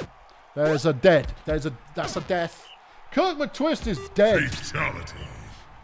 He's been killed by Gale Scarlet Royd. Daisy Mango has subbed in, and that's the end of that game plan. Yeah, we've shuffled the players around a little bit by the looks of things. Justice gets a 19-yard catch. Yeah. Honey Bear throws. It's caught for 6. Vanken looks, finds a la carte, touchdown. Despite the loss of a player, it is Failurewood in the lead right now. Flapjack has made a run, gets 22 yards. Hardware tries the same thing, gets only 1. Frisbee throws it, it's 3 yards worth. Flapjack tries another run, and it's only 1 yard. Failurewood back in possession, back in charge of their own destiny. Lemon picks up a 32-yard gain. Daisy Mango coughs it up, and Melonflex have the ball back. Hardware throws, Tugboat drops it. Frisbee on 3rd down throws a short one. Well, that's no good to anybody. A la carte gets a 9-yarder. Here's Honey Bear, completes to a la carte again, who gets to the 15. 12, I think you'll find. Whatever. Daisy Mango runs for 2 and is in for the touchdown. 4-2 at half-time. Failurewood in charge, but they are down a player. But it doesn't seem to be slowing them down as Justice Lemon gets a pick 6. Well, the turnovers really are not favouring either team particularly. Both teams incapable of keeping hold of it because gloves have not been invented. Hardware picks up 8. Here's Flapjack. He's got a 2nd down. He's got a 1st down. 15-yard gain. 11 carries for 100 in this one. Frisbee throws. It's caught by Flash, who's going to score. Melonflex have pulled one back. Julio, however, goes... Hang on a sec. 57 yards. That's 1,100 yards for Julio a la carte this season already. That's quite the pace. I mean, that's quite the pace. This is on as an injury. Flapjack's been injured by Julio a la carte. Martin Slug is now in, and Melonflex can stick a fork in themselves. Hey, Slug's not bad. He's not bad, but he's no Flapjack, and they throw an interception to pretend Honey Bear, and Failurewood are now going to take this one all the way to the gift shop, where they'll buy themselves an inflatable Gordon Tugboat. Gordon Tugboat just made an interception. Well, they'll buy themselves an inflatable something or other. Tugboat touchdown for Melonflex. There's 2 points in it. There's 30 plays to go. We'll ease it down by 1, but I'm still saying that Failurewood have got this in the bag. A la carte gets another catch for 22, but it fumbled again. Julie Hardware's picked it up. If Melonflex score on this drive, and there's more than, 15 plays remaining, I'll slow it back down 1 more. But I don't think that will happen. No. Monkey Cage with the deflection. Vanken runs for 3. It's 3rd and 7. Honey Bear, no. Back to Melonflex. Frisbee makes a catch, but it was barely worth the effort. Lemon with the deflection. Slug, doing his best impression of Flapjack, runs for 29. And that one's caught for just 3. Frisbee. Did you not see the dude who was wide open on the side of the field there? Yeah. And this one's cooked. Yeah, you can take it out of the oven, stick it on a plate. Yeah, is this football or boxing? Asks Press Play. Well, quite so. Everything's happening to everybody. Vanken picks up a 12-yard reception. It's 3rd and 1. There's the touchdown. That's the game over. Justice Lemon making it happen. Flash has decided to take part in the game. Arguably a little bit too late. Gets 51 yards. He'd got 120 before that play. Yeah. Lemon's just made another interception. Okay. Yeah. And there goes a la carte again. You reckon he's on for receiver of the week? Close to it. I don't think he's got that many that it's certainty. In fact, Lemon might have more. Final score, Failurewood 7, Melonflex 4. Justice Lemon 262 receiving. A la carte 320. Okay, fair enough. Justice Lemon, the star of the game with 105 fan points. 260 receiving, 4 touchdowns, 3 deflections and 2 interceptions. Didn't make a single tackle. I did not make a tackle. I am elf. Okay. Gale Scarlet Royd, on the other hand, for a Melon Flex, 79 fan points, 35 pancakes, pass deflection, an injury and a kill. Because you need both, really. You've got to have both to keep your palate cleansed. Sure. Okay. All right. Yeah. Okay. Next up in our celebration of all things random is Edgeslan up against the Miners. Bike Breaker Billy, I think is he making his debut for the Slum? Might have been last week. Okay, well, he either is or he isn't, but it's a blessed game, and it's going to be the Miners who start things off for us here today in this game where they will start things off. Tristram Lawnmower. When everybody's finished celebrating with one another, let's play the thing. Kino Biography makes the throw. It's caught by Wiki Copilot on the edge of the fields, but it goes nowhere on third down, and we're looking at Edgeslan. The Surgeon throws it to Faith, and that's a 3-yard first down. Overthrow there. Bike Breaker now completes. Would have completed, but that one was incomplete, and there's a sack on third down. One of you two better turn up and actually do some flipping offense. Kino Biography there, throwing it away. Gertrude Smooth picking up a first down. And the Miners get a first down. Because they got one. Here's Biography again. Throws, complete to Gertrude Smooth, who has some double-digit yardage. Bike Breaker's been injured. A Nomad Gunslinger has come in. Edgeslan down their recent signing already. Which is great, because obviously any time a player gets injured, they do lose some of their abilities. Which is, it's generally a source of discontent when that happens, but that's the sport. Wiki Copilot makes another catch. Kino Biography on the run, on first down for the Miners, picks up a couple. Gertrude picks up one. On third down, Tristram wastes the drive. Gunslinger throws it over everybody's heads. He's still calibrating. The Surgeon throws, but Larissa Tornado with the deflection. Larissa Tornado, of course, very good at pass deflections. Very good. Tornado makes a catch. The team captain getting a first down for the Miners. Still scoreless here with a quarter gone already. Deflected by the General. It's 2nd and 10. That one's deflected again by Surgeon General. And Kino can only run for 2. Oh, hang on. Edgeslan gets sacked. Yeah, third down. Yeah, that's deflected. Miners. Hold on. Larissa Tornado gets a first down for the Miners. Someone remembers how to play. Kino runs it for 2. Here's Gertrude. Throws. Caught by Tristram, who is... Nomad Gunslinger has been injured by Tristram Lawnmower. Kaz the Mug is now in for Edgeslan. Well, they'll be thrilled. They will be. But it's 3rd and goal. There's a sack and a fumble. And, well, whatever happened, Edgeslan have the ball and they maintain their defence. Kaz the Mug with the catch gets 7. Kaz with the ball now has the first down. Edgeslan are going to have more than one first down in this drive. 15-yard gain. The Surgeon throws it. It's caught by Faith for 5. Faith now throws it and Kaz drops the ball. Super job. Kaz looks, throws, passes. Faith on a sprint gets 21 yards. Okay. Surgeon throws and Gertrude with the deflection. Faith throws that one behind the line. Kino Biography deflects it.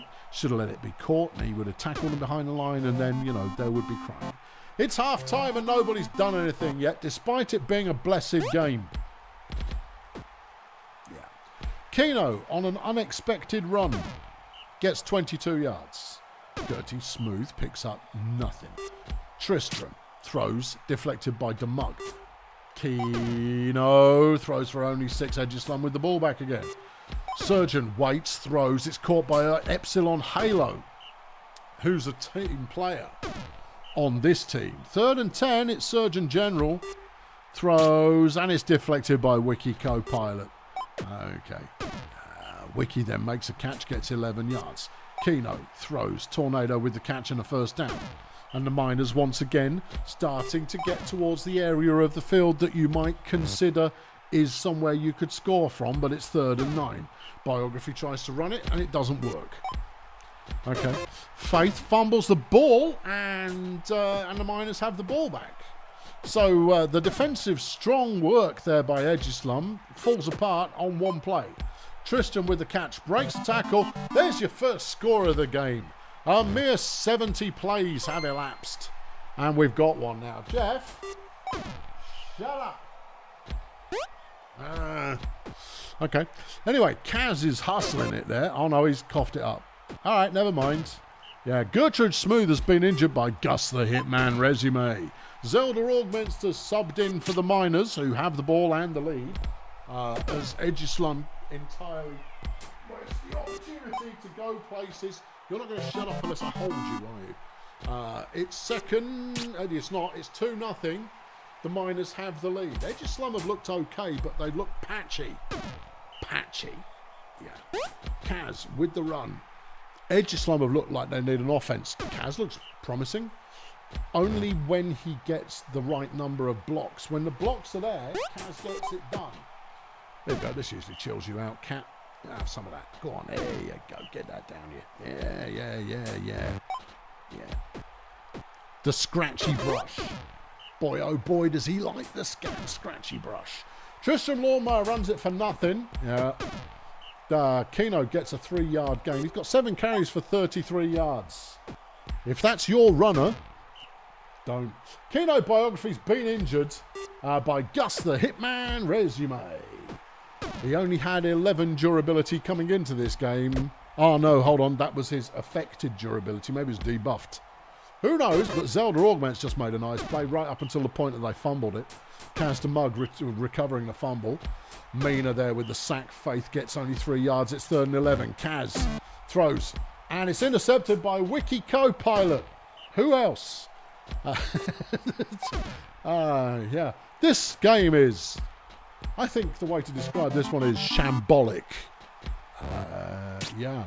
A shambolic game. Larissa Tornado, 3rd deflection for the game. Faith Breather has been injured by Pamela Mustard. 4B. Don't smash things. Don't smash. 4B. You would be justified in smashing a bunch of things right now. Just don't, though. It's just don't. I know the game doesn't like you. I know that this is desperately 4B smashing things. Well, I hope it's insured. You need a new keyboard. You have my commiserations. You really do. Jeff, not on camera, son. What a shambles. What an absolute shambles. Edgeslan there losing 4-0 to the Miners. Pamela Mustard, star of the game with 75 fan points. 37 pancakes, 4 sacks and an injury inflicted. 3 injuries inflicted by Pix Creek, 2 inflicted by Edgeslan. Tarquin Bangfish gets the player of the game for Edgeslan. 26 pancakes, a tackle for loss and a sack. 15 tackles, though, is respectable. But nothing doing on the Edgeslan offense. And that's odd. That is odd. It's just matchups, baby. It's all about matchups. Yeah, all right, let's do the next one. Right, who we got? Sonny Watt, Mike Heimlich, Paul Crapwhistle. It's the Bongolia Sea Raiders. And they're playing Ulysses Failure, Larry Splendid, Mary Ruthless. That's Graser Ridge. It's not. It's the Stegenauts. It's the Stegenauts. Are you right? Is that? Yeah, it is. Yeah. Sit still. Okay. Stegenauts yet to not lose. I know what that feels like. And Bongolia look like they could be going places this season, but they've only got 1 win. And it's a roaster. And the one thing the Sea Raiders don't like is a roasty day. Or maybe they do. Larry Splendid will get us underway, though. The Stegenauts first with the ball. Larry Splendid, a 4-yard gain. Mary Ruthless, a 1-yard gain. Ulysses Failure, first down. He waited, he saw, and there was a gap, and he made use of it. Larry Splendid throws a big one out there to Barry Science. And that's a 48-yard gain. Barry, he might not be the fastest player you've ever seen, but somehow he's always open, and somehow he's making his team very happy in the process. Okay, let's have a look and see what Bongolia can do with this. Well, they went out on 3 downs. That's unfortunate. Crap whistle with the pass deflection is Ruthless on 2nd and 10. Passed, caught, Cenobite with an 8-yard gain as Failure picks up the first down on a 4-yard carry. Splendid throws, that's a 12-yard gain and another first down. Ruthless picks up 2, is Failure again. Not this time. He ran towards the big fellas and the big fellas, they said no. Okay, Heimlich looking to pass. Well, he completed it, but it's not what I want to see Mikey Heimlich do. I want to see him swerving in and out of traffic like some kind of pinball. Well, Crap Whistle's just done that for you. I'm now happy. 16-yard gain there for the little gnome as Heimlich can get only 2. They definitely play better in the cold. Muzio makes a catch and he's picking up some good yards, 22 yards. His Crap Whistle up the middle gets 2. Heimlich has a bit of a room, never mind. 4-yard gain only as Muzio makes another catch and is exhausted after almost 5 yards. But there's the touchdown and it's 1-1. 1 quarter of play gone. Cenobite catches a 2-yarder. Then Ruthless with a good run and then a fumble, which is not good. Ziggy Whippet recovering. Sea Raiders back in possession. Heimlich picks up 4. What now? What now? Never mind. On the 3rd down, though, they can't convert, and the Stegenauts are back in possession. Splendid chucks one to Ruthless. Ruthless breaks 1 tackle, goes the wrong way, and only gets 15 yards off something that should have been 25. A 2-yard gain. Failure around the outside of the line. He's going to do well. Ish. 7 yards. It still leaves them on a 3rd and 1. And it's deflected by Whippet. Sea Raiders back in possession. Heimlich, no. Sonny Watt throws. It's a 7-yard gain. 3rd and 3. Crap Whistle. He's got the gap. He's got the gully. He's got the ball. He's in a hurry. Dun, dun, dun, dun, dun, dun. Heimlich picks up 5. Here goes Watt. Throws. Muzio down to the 15, but he's just got no energy at all.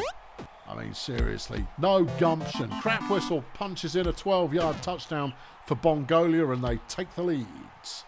Ruthless looks for a pass, gives up on that as a concept, and decides to run with it.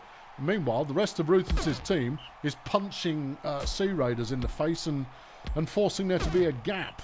Failure had a similar event there, picking up another 11. Splendid is going to do the same again because Paul Dagger is not committing. Muzio has been injured by Helmet Cenobite. Vera Contagion's now in. There's some fumble action going on there, I think. No. Just tackles and that. Okay, just tackles and that. Splendid throw. Science touchdown. 2-2. Look at what you've coated me in. You there. Pusscat. Okay. Bongolia had the ball. Now they don't. And there goes Barry Science on another 26-yard catch. Okay. It's half-time and it's 2-2. Is it? Yeah, it was. Here goes Failure. He's got Splendid out ahead. Can Splendid land? Splendid with a brilliant block on Sonny Watt. It didn't impact the play too much, but it almost did. Almost. Mary Ruthless gets the touchdown. Stegenauts go ahead. Heimlich runs for nothing. That one's deflected by Splendid. His Crap Whistle throws. Whippet's got the catch and the first down. Picks up 21. And the Sea Raider drive that was looking a little dubious picked up again. Watt throws, and the receiver's in there somewhere, but it's only 3 yards worth. Vera Contagion making a catch and is then subsequently injured by Ulysses Failure. Zoltan now getting a go in the game because it's everybody gets a go day. Watt runs, breaks a tackle late and has the first down. Sea Raider still moving. Crap Whistle gets not a lot. Here's Heimlich with the throw. Zoltan with the catch. It's a big lad catcher, but he's not that exciting a big lad. He's caught another one. And it's 2nd and goal. There's a touchdown. Whippets. 3-3. 3-3. 34 plays to go. Splendid with a good run. Gets 15. Here's Ruthless. Waits. Gives up on that. No. Passes late and it's deflected by Heimlich. Surely you take the better option. Ulysses Thalia there just smashing through pit. Well, he's an Hawk. Just an Hawk. Speaking of Hawks, here's Barry Science. Down to the 5, down to the end zone. It's a 44-yard Barry Science touchdown. 4-3. Stegenauts in the lead. Mike Heimlich going back the other way. He fumbles the ball into the hands of Big Rod McGurk, who goes, all right, I'll take care of that for you.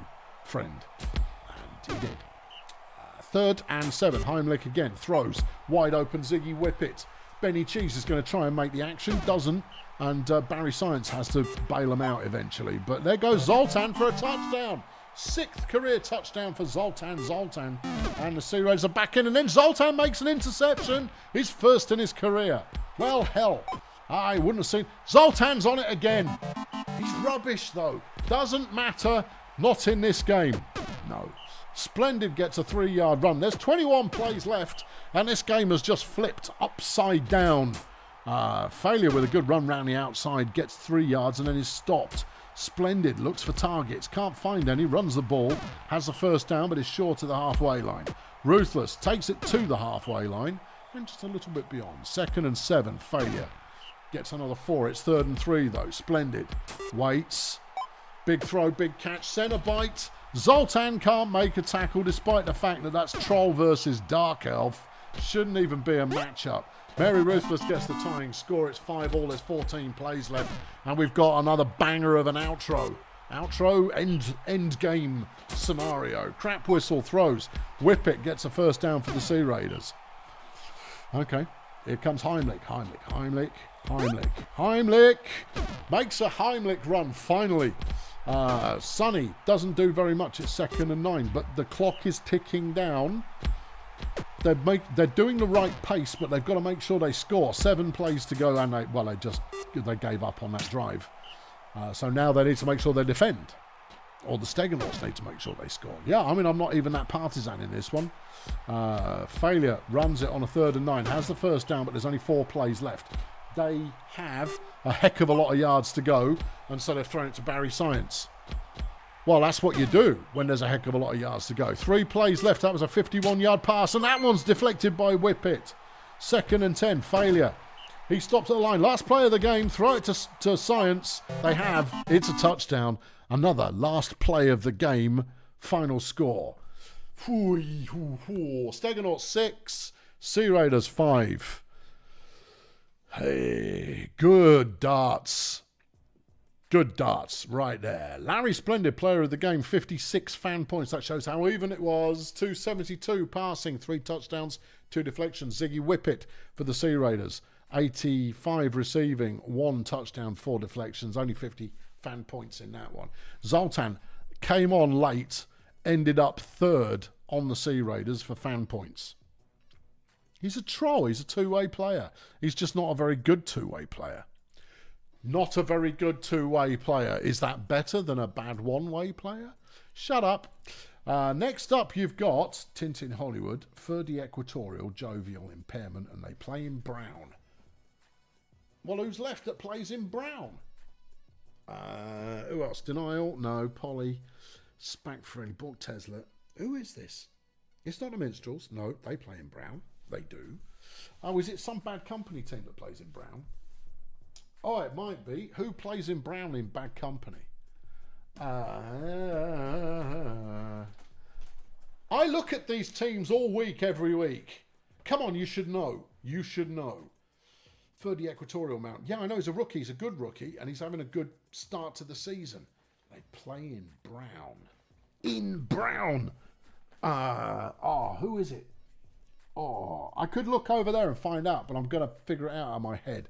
They're playing Peninsula Transport. That was easy. Well, hold on. If they're over there, yeah, and we're over here, then they're a Fail Brigade team. Oh, it's Shady Ruddy Palms. How do you not know Shady Ruddy Palms? They keep mixing the team around. Oh, yeah. Yeah, well, that's no excuse. They're in your division, clown. And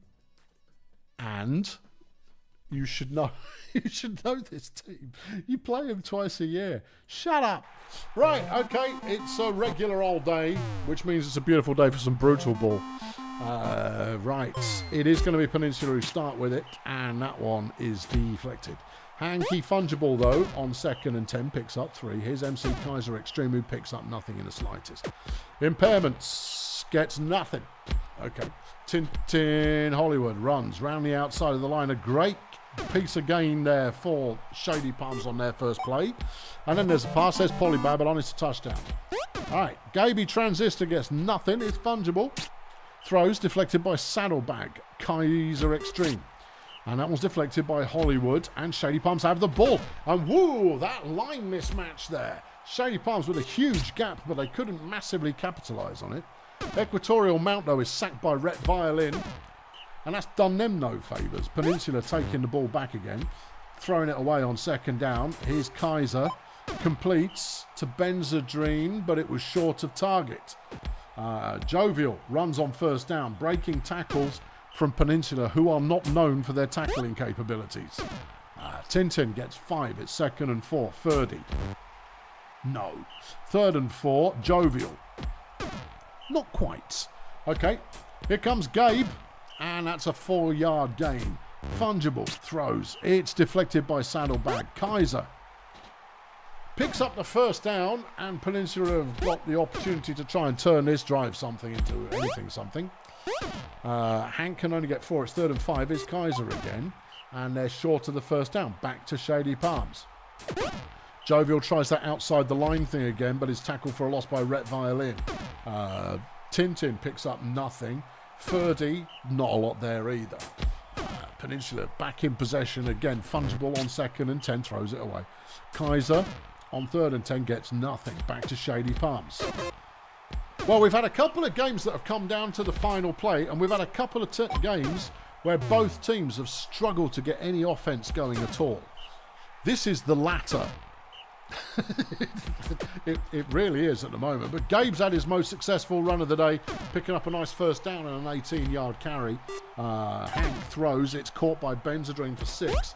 Kaiser has another first down and a touchdown. And it's 1-1. Okie dokie. Jovial gets 0. Tintin throws away. And it's 3rd and 10 already. There's an injury on the field. It's MC Kaiser Extreme, been injured by Trevor Fangs. Denzel Wilderness is now in for Peninsula Transport. Gabe breaks a couple of tackles, another 19-yard gain. Fungible, nothing doing, but it's his Wilderness who does nothing. All right, that was his first career run, and he got no yards. He'll pin that on his wall. Gabe Transistor, touchdown. Well, yeah, but we know Gabe's good. That's why he's got a star player card. A Jovial 8-yard gain. Tintin picks up the first down, gets another 5. Ferdy throws. It's caught by Polly Babylon, who breaks a tackle from Benzadrine and picks up 30 yards. Jovial running again. It's a 10-yard gain and a first down. I mean, that's good. It's all you really need out of life. But at the same time, it's not particularly expiring or inspiring either. Oh, that looked to me like a through the legs pass. It didn't come off, but it certainly looked like that one was just, whipped backwards on a no-look, which is possibly why it didn't work. 3rd and 5 for Peninsula. They don't complete it. And we're back on the charge with Shady Palms, who are in Peninsula territory. There goes Tintin. Here he goes again. He's still going, and that's a 15-yard gain. Ferdy looks to pass. Tintin, touchdown. 2-2. Okay. Game back on. Gabe runs for just 1. He's averaging 7 per carry in the game at the moment, which is good. It's not great, though. The great ones do 10 plus. I'm sure they do, but it doesn't really matter if you're getting first downs. First down for Shady Palms, nothing going. Jovial can only get 1. Here's Tintin, he's not going to make it. And we're back with Peninsula Transport, 33 left in the game. Fungible round the line, gets 4. Here's Wilderness. Has Wilderness done anything yet? He just carried that one for 2 yards. He's got 4 carries for 2 yards in total. So no, he hasn't done anything. Anyway, Shady Palms have coughed the ball up again as well. Peninsula Transport have it back again, starting from their own 20. Gabe's got them a first down because that's what they pay him for. Hank now throws it. Benzadrine with the catch. Picks up 9 yards. They need 1 for the first down, and they have it. Gabe stuffed behind the line. Ferdy Equatorial Mount doing something worthwhile. Here's Fungible, throws. It's deflected by Saddlebag. Wilderness this time has some positive yardage. Gets 12 yards. Benzadrine picks up another first down. Peninsula starting to up the tempo a little bit. It goes Saddlebag with another deflection. It's 2nd and 10. No good. 3rd and 10. Transistor. First down. That's what I pay him for. He's a good player. Fungibles running away from trouble. It's the right move. And there's the go-ahead score from Peninsula Transport. It's 3-2. There are 16 plays left. Shady Palms can move it, but not quickly. And they've lost possession anyway. So Peninsula now can tuck this one in, read it a special little story, find that favourite. Hang on, Randall Maroon's been injured by Balk Tazler. It changes nothing. Benzodrine gets them down to the 3-yard line. Wilderness gets only nothing. Transistor gets nothing. Fungible on 3rd and goal. It's complete for a loss. Good times. There are 8 plays left, and Shady Palms could still tie this up if they could just figure out how to get 80-plus yards, which they don't figure out. No, they haven't got to that page in the manual yet. Oh, they're still on the first page. Yeah, how to assemble the bench, because you're going to be needing lots of players to sit on it. Impairments. Yeah, 7-yard gain. It's 2nd and 3, Hollywood. And that one's deflected by Chet Vacant, who is being underutilised. And the final score, he did get player of the game for Peninsula. All right, final score, Peninsula Transport 3, Shady Palms 2. Player of the game is Denial Saddlebag, 52 pancakes, no, 52 fan points, 7 pancakes, and 5 passes deflected. That's not a good performance. For Peninsula Transport, Chet Vacant, 43 pancakes and a pass deflection. That's not that impressive either, really. No, it's not. No, it just isn't. All right, okay, let's rock. I think we've got 1 game left. 1 game, maybe 2? 2 games left. Let's do this one, because both teams have got the same score. Oh, well, that's easy. Black and yellow, that's the Beekeepers. Okay, so then you've got John the Plum, Ray-Ban Benefits, Gravity Hands. Oh, this is Lingo Blend. There's Hack Murphy. Yeah. Okay. Lingo Blend versus the Beekeepers. Both teams 1 and 2 so far. Okay. Hanky Massive is going to get us going. Has Hanky got what it takes to make Lothario Henderson look foolish? Hank has immediately got 8 yards. Never mind. OT Freemason with the pass completes to Ezra Custard, who's got a big chunky 37-yard first down. Dirty Woods now picking up just 2. Here's Hank. He's looking to throw. He's completed. It's Custard again. Gets another 18 yards. OT. What are you feeling, OT? Another first down to Ezra Custard. Well, all right. I mean, you can have another player if you want, but Woods punches it in for the touchdown, and we're going back the other way. Hack Murphy does what Hack Murphy does, a 29-yard gain from John the Plum. Hippie Impact makes a tackle for loss. Gravity Hands picks up just 3 yards. It's 3rd and 8. The Plum is sacked by Impacts, and the Beekeepers have the ball back. Massive dodging through the tackles, gets 13 yards. Freemason throws. It's deflected by Stevie Truckstop. Dirty Woods picks up a couple, 7. And Massive has the ball on a 3rd and 2 and has them a first down. Beekeepers moving it a bit. Freemason throws. It's a short one, though, 3 yards. Here comes Woods. Woods picking up a nice first down there, 9-yard gain. Hank throws late. It's complete. No, it's not. It was complete and then fumbled, and Anne-Marie Ganymede has picked it up. And Lingo Blend are suddenly looking solid. John the Plum with a heroic run. That's an insane run. A 26-yard tackle breaker galore run. Tiggy Teapot somehow got the ball there and ran with it for a bit. Well, okay, it's everybody has a go with the ball. Ray-Ban Benefits picks up the first down and more, 15-yard gain. Ray-Ban now with the ball, nothing doing. 2nd and 11, Gravity gets 2. It's 3rd and 9. The Plum throws. It's dropped by Gravity Hands, who has no hands. Hank gets a 4-yard gain as the Beekeepers take it back the other way. The Plum with the deflection. Here comes Woods. First down, Beekeepers, as long as Woods can keep hold of the ball this time. Massive throws. It's another short catch. Mini Sabotage making a 3-yard gain. And then they throw it to Custard, who's fumbled the ball. And it's picked up by Ray-Ban Benefits. Oh, no. It's just gutting when you've had a breakaway and then you fumble it. Yeah, you just kind of go, I hate you so much because you filled me full of hope and then you just flushed it down the toilet. It's Dirty Woods. He's thrown it. It's deflected by John the Plum. The Plum, who now has the ball and is thrown to Hack Murphy. the wizened old dog there, making a 38-yard gain. Not proving to be easy to tackle at all, as Ray-Ban dodges a bunch of tackles and is into the end zone, and it's 1-1. Beekeepers lead eradicated in one swell. Where were you going with that? One swift stroke. Yeah, I was going something like that. Fell swoop is where I sort of half went towards. Nice run from Hank there, picks up 16.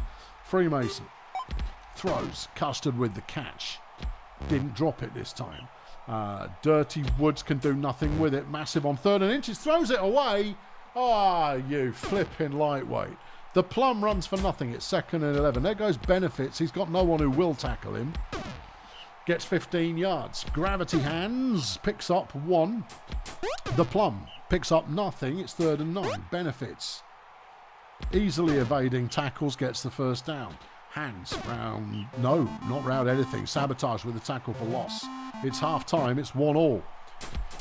Blimey. Plum, nothing doing. 3rd and 11. They've got to stop Benefits. And they do this time because he tried to throw it. Speaking of trying to throw it when you shouldn't, Hank tried to throw that one. OT, though, throws to a wide open Ezra Custard, who picks up 32. Here comes Woods on first down. And he's fumbled the ball. John the Plum recovering comfortably. Lothario Henderson picks it up. Band steps out of bounds after 12 yards. Benefits gets nowhere. His hands throws. It's caught, but only for 3 yards. John throws. Deflected by Woods. The Beekeepers get it back again. The scoreline is still all square. It's 1-1. Yeah. Beekeepers throw. Sabotage with the catch. And that's her first meaningful contribution to offense in this game. Woods runs for 1 on first down. Massive runs for another 4. It's 3rd and 4. Freemason with the ball. Throws. Custard is brought down at the 2. Woods, end zone, touchdown. And Karina Verri has been injured in the process. Lothario Henderson doing the injuring. Klaus Petard has subbed in for the Beekeepers. Benefits, meanwhile, he's on a good sized run there, picking up 22. Hands manages to break a tackle but can only pick up 2 yards afterwards. Custard with a deflection. That one's thrown. It's caught. Henderson's got the catch. He's quite violent, Henderson. You might want to be a bit careful trying to tackle him. Anyway, Hands with a bit of a run there gets 9. And Lingo Blender in sight of the end zone. 3rd and 1. Benefits. First down, touchdown. Hack Murphy. His 107th career touchdown. Freemason gets sacked on 2nd down. It's 3rd and 12. And Woods has fumbled it into the hands of Klaus Petard. Oh, stroke of luck there for the Beekeepers. But they throw an interception anyway. Stephen Truckstop's got it. Lothario Henderson is covering. Henderson took out at least 2 players there as Petard carried that one back towards the opposite end zone for quite a lot. Hold on, they've coughed it up as well. Sabotage has got this one. Will be brought down by Anne-Marie Ganymede even. Oh, yeah. Beekeepers are in possession at the moment, but that'll change. Here's Dirty Woods on a 3rd and 12. And it's dropped by Oti Freemason. You untrustworthy Celestial. Hack Murphy gets the catch. There's 17 plays left in the game. I have no clue how this... Anne-Marie Ganymede's dead. Fatality. Killed by Hippie Impact. Small Basement are subbed in instead. Lothario Henderson's just fumbled the ball. Oh, I have got no idea what's going on. Sabotage with a 20-yard catch. There's 13 plays left. That one's deflected by Basement. Here comes Woods on a 2nd and 10. Picks up 6 of the yards remaining. Massive now with a late throw. And it's caught by Sabotage. There's 10 plays left. Freemason throws to Massive, who has the first down and is still on his feet. But they've got 30 to go and 9 plays to get there. 2-yard gain on first down. Massive now doing some of that tackle breaking he's renowned for. Picks up 14. 7 to go, 6 to go. Dirty Woods on a 2nd and 10. Deflected by Benefits. Here comes Hank. Gets only 3. And they've lost the ball. There goes Hack Murphy. Surely Lingo Blend don't have the time. There are 3 plays left. Benefits is going to pick up some yards here. Yep, down to the opposing 33 with 2 plays to go. Gravity Hands gets nothing and should be executed. Benefits will then make the catch, but the final score is 2-2. Yeah. What an absolute shambles of a game. Hippie Impact is the player of the game in this one. 82 fan points, 48 pancakes, a tackle for loss, a sack, and a kill. Stephen Truck Stop for Lingo Blend. 61 fan points with 27 pancakes, a pass deflection, and an interception. Yeah. Okay. Yeah. Last play of the week, last game of the session, last thing of the whatnot. And you've got John DeCaro, that is the Sunshine Fun Bus, versus Ethan Hogwash. He plays for someone. It's Graser Ridge. Graser Ridge versus the Sunshine Fun Bus. Okay. Nigel. Judy Conspiracy's getting a start at the Fun Bus. Oh, in that case, Fun Bus. Let's have it.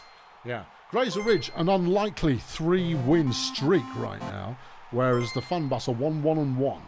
Okay. Rhombus gets a sacked on first down. Hogwash gets nowhere on second down. Cohort, though, will pick up the first and is still going as he crosses the halfway line 30 yards later. Jackhammer throws. It's dropped by Duplicitous, who had no coverage at all. DeCaro with a nice deflection. And again, and the Fun Bus have the ball. DeCaro throws. It's deflected by Jackhammer. Rhombus. Complete. No. Manso Kettlechip dropped the ball and then ran for only 2 yards. Manso Kettle. Shit, more like. I know, I broke my own rule, but it was there, and I had to say it because it was making me giggle internally. 3rd and 4. Martin Jackhammer there, picking up a first down and a bit more. 21 yards. Here's Ethan Hogwash to the back of the end zone, out the back of the end zone. Kyle Cohort gets only 1 yard. It's 3rd and goal. Jackhammer is sacked by Kettlechip. Oh, flipping heck. DeCaro just stepped out of the end zone before being sacked, and in so doing, avoided giving up a safety. Big throw deflected by Nigel Prison, and Graser Ridge have got the ball back once more. It's still 0-0 right now. Tommy Keys with a deflection. It's 3rd and 10. Kyle Cohort throws an interception. Cherry Gold Rush has picked it off. The Fun Bus have the ball. Keys with a 12-yard catch. Rhombus throws. It's gone to Conspiracy, and she's broken the tackle from Nigel Prison. He may be quick, but he can't defend. DeCaro throws to Kettlechip. Doesn't matter. Someone threw to someone, and they're on the 6-yard line. That's out the back of the end zone. It's 3rd down. DeCaro. Conspiracy drops the ball in the end zone. You can't have your money back. Martin Jackhammer runs on first down. Gets 16 yards. Ethan Hogwash now making some moves. Gets another 20 yards on top of that. The tackling from the Fun Bus somewhat leaving a little bit to be desired right now. A 20-yard catch. And there's another interception. Shamrock Bubblejet has picked it off for the Fun Bus. Tommy Keys with the catch. Gets 17 yards. And the Fun Bus with another opportunity. Throws deflected by Prison. Kettlechip is stuffed behind the line. It's 3rd and 11. DeCaro. And it's intercepted by Nige, who is returning it quite quickly. That's his 14th career interception. And Nige then gets a catch for only 11. Here comes Hogwash, picks up 5. Cohort gets nothing there. It's 3rd and 4. Jackhammer is stuffed by Kettlechip. And KC Jones for Graser Ridge has been injured. Cynthia Wrestling Mask inflicting the damage. Joe Stein baffled subbing. It's another interception. Nige has got it. And it's a touchdown. That's his 99th career touchdown. Yeah. This is another game where I'm not entirely sure what's going on. Yeah. Here goes Jackhammer. Picks up 5 yards. It's 2nd and 5. And at the moment, Graser Ridge have the ball. Cohorts. Throws. It's intercepted by Tommy Ruddy Keys. Okay. Yeah. That's his first career touchdown. Tommy Keys is going to be a heck of a player if he lives long enough to be a heck of a player. DeCaro runs for 2. Rhombus throws. Kettlechip with the catch. Gets 6 yards. Kettlechip now throws. A good catch by DeCaro. Picks up 9 and the drive still moves. Baffled with the deflection is Rhombus. Is sacked by Cohort. 3rd and 12. Kettlechip to run. Oh dear. 8 carries for 4 yards in his career so far as Nigel Prison gets a catch. And he's outpacing. Tommy Keys is going to go the distance.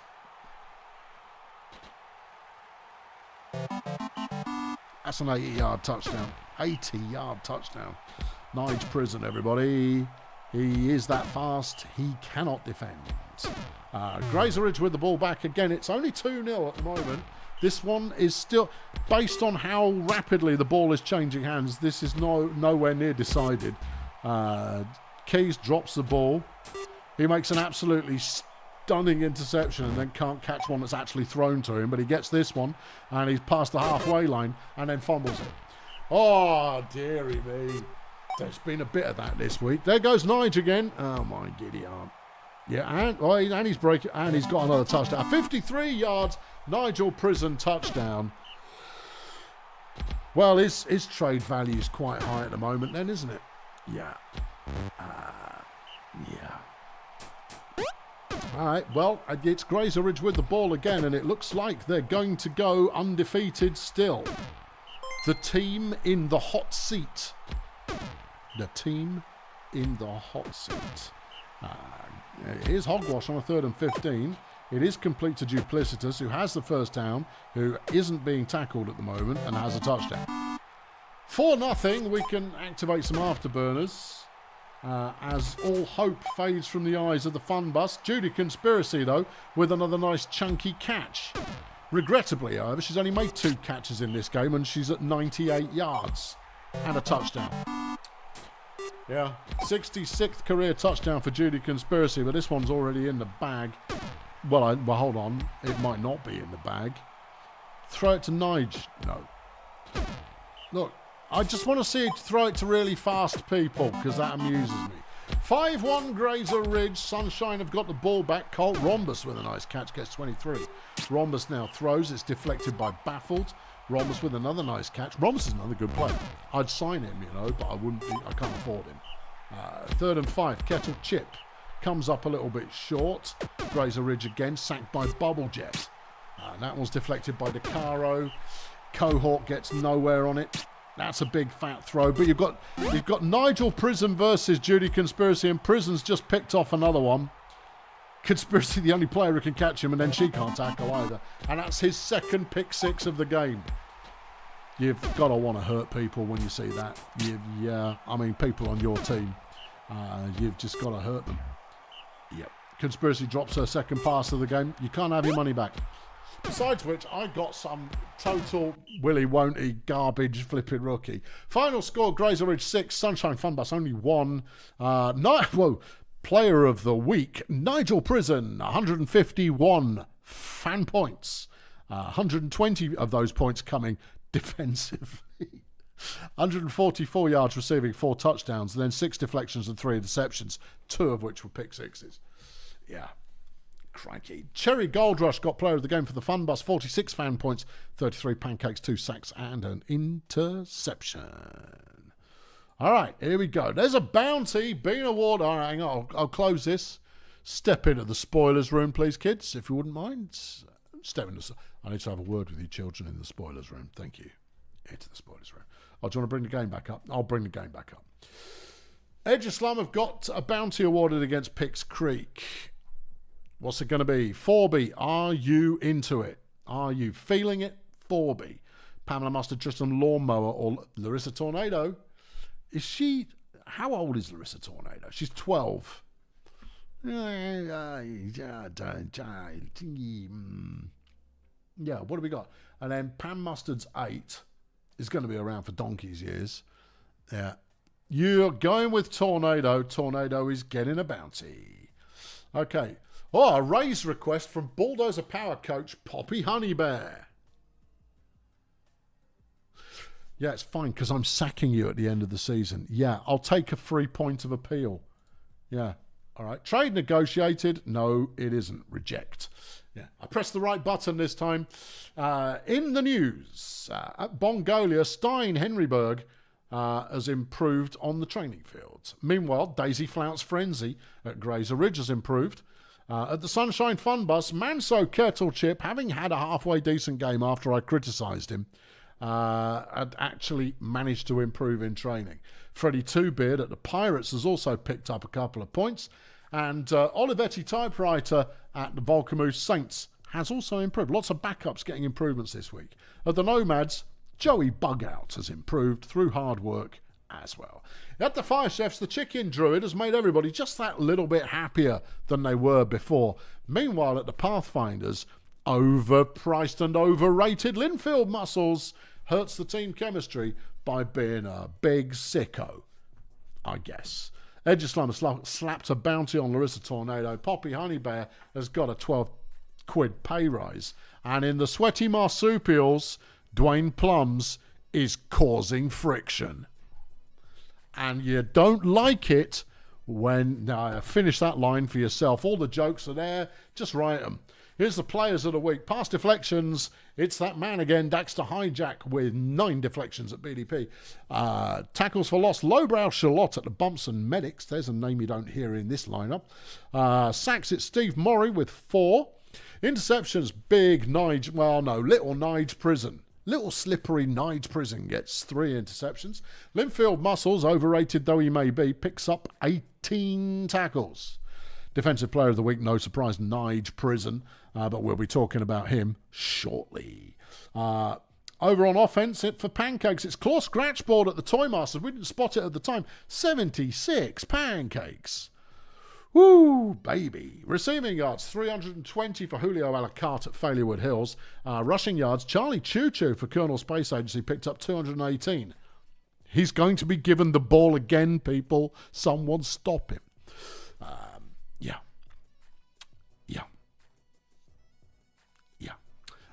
Then for passing yards, it's Larry Splendid with 272, and Larry also gets the total yards with 322.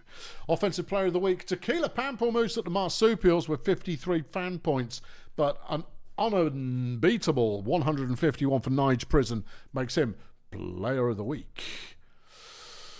Yeah. All right. Okay, here we go. Next week's games. Well, hold on. 4 wins. Graser Ridge. They are early on. So that's Graser Ridge versus a team who are 0-3-1 at the moment. These are divisional games. They look like divisional games.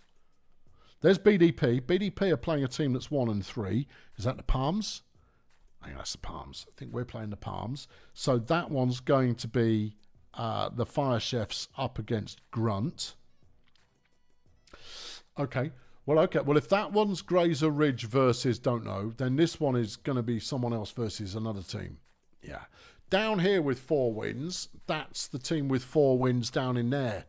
Yeah. I don't know. There you go. So there's that happening. We'll have a quick look at the injury report.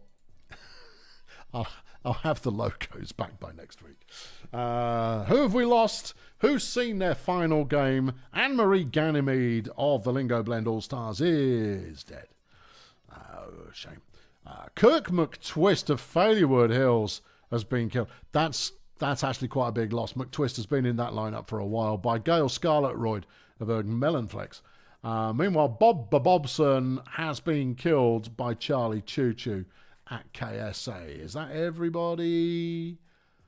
Yeah, that's everybody for this week. That's everybody for this week. I mean, if you want more, you can have it. Jetson Flange is out for the season for Ov City. They'll be a bit disappointed by that, but we're all disappointed by something, aren't we? Aren't we? I've been Colonel Failure. Thank you very much for tuning in. I'll be back with this improved, and I'll have my microphone fixed by next week as well, and that'll be nice because I've got an idea. I've got an idea what my fix is. It's going to take using Google. Solid. I'm going to go and yell at my website host now and just scream at them until they put the server back up. Thanks very much for watching. I'll catch up with you soon. I'm pretty sure that everything's going to play correctly here, but I've got no idea for certain. Have some ice cream, and we're out of here. Cheerio.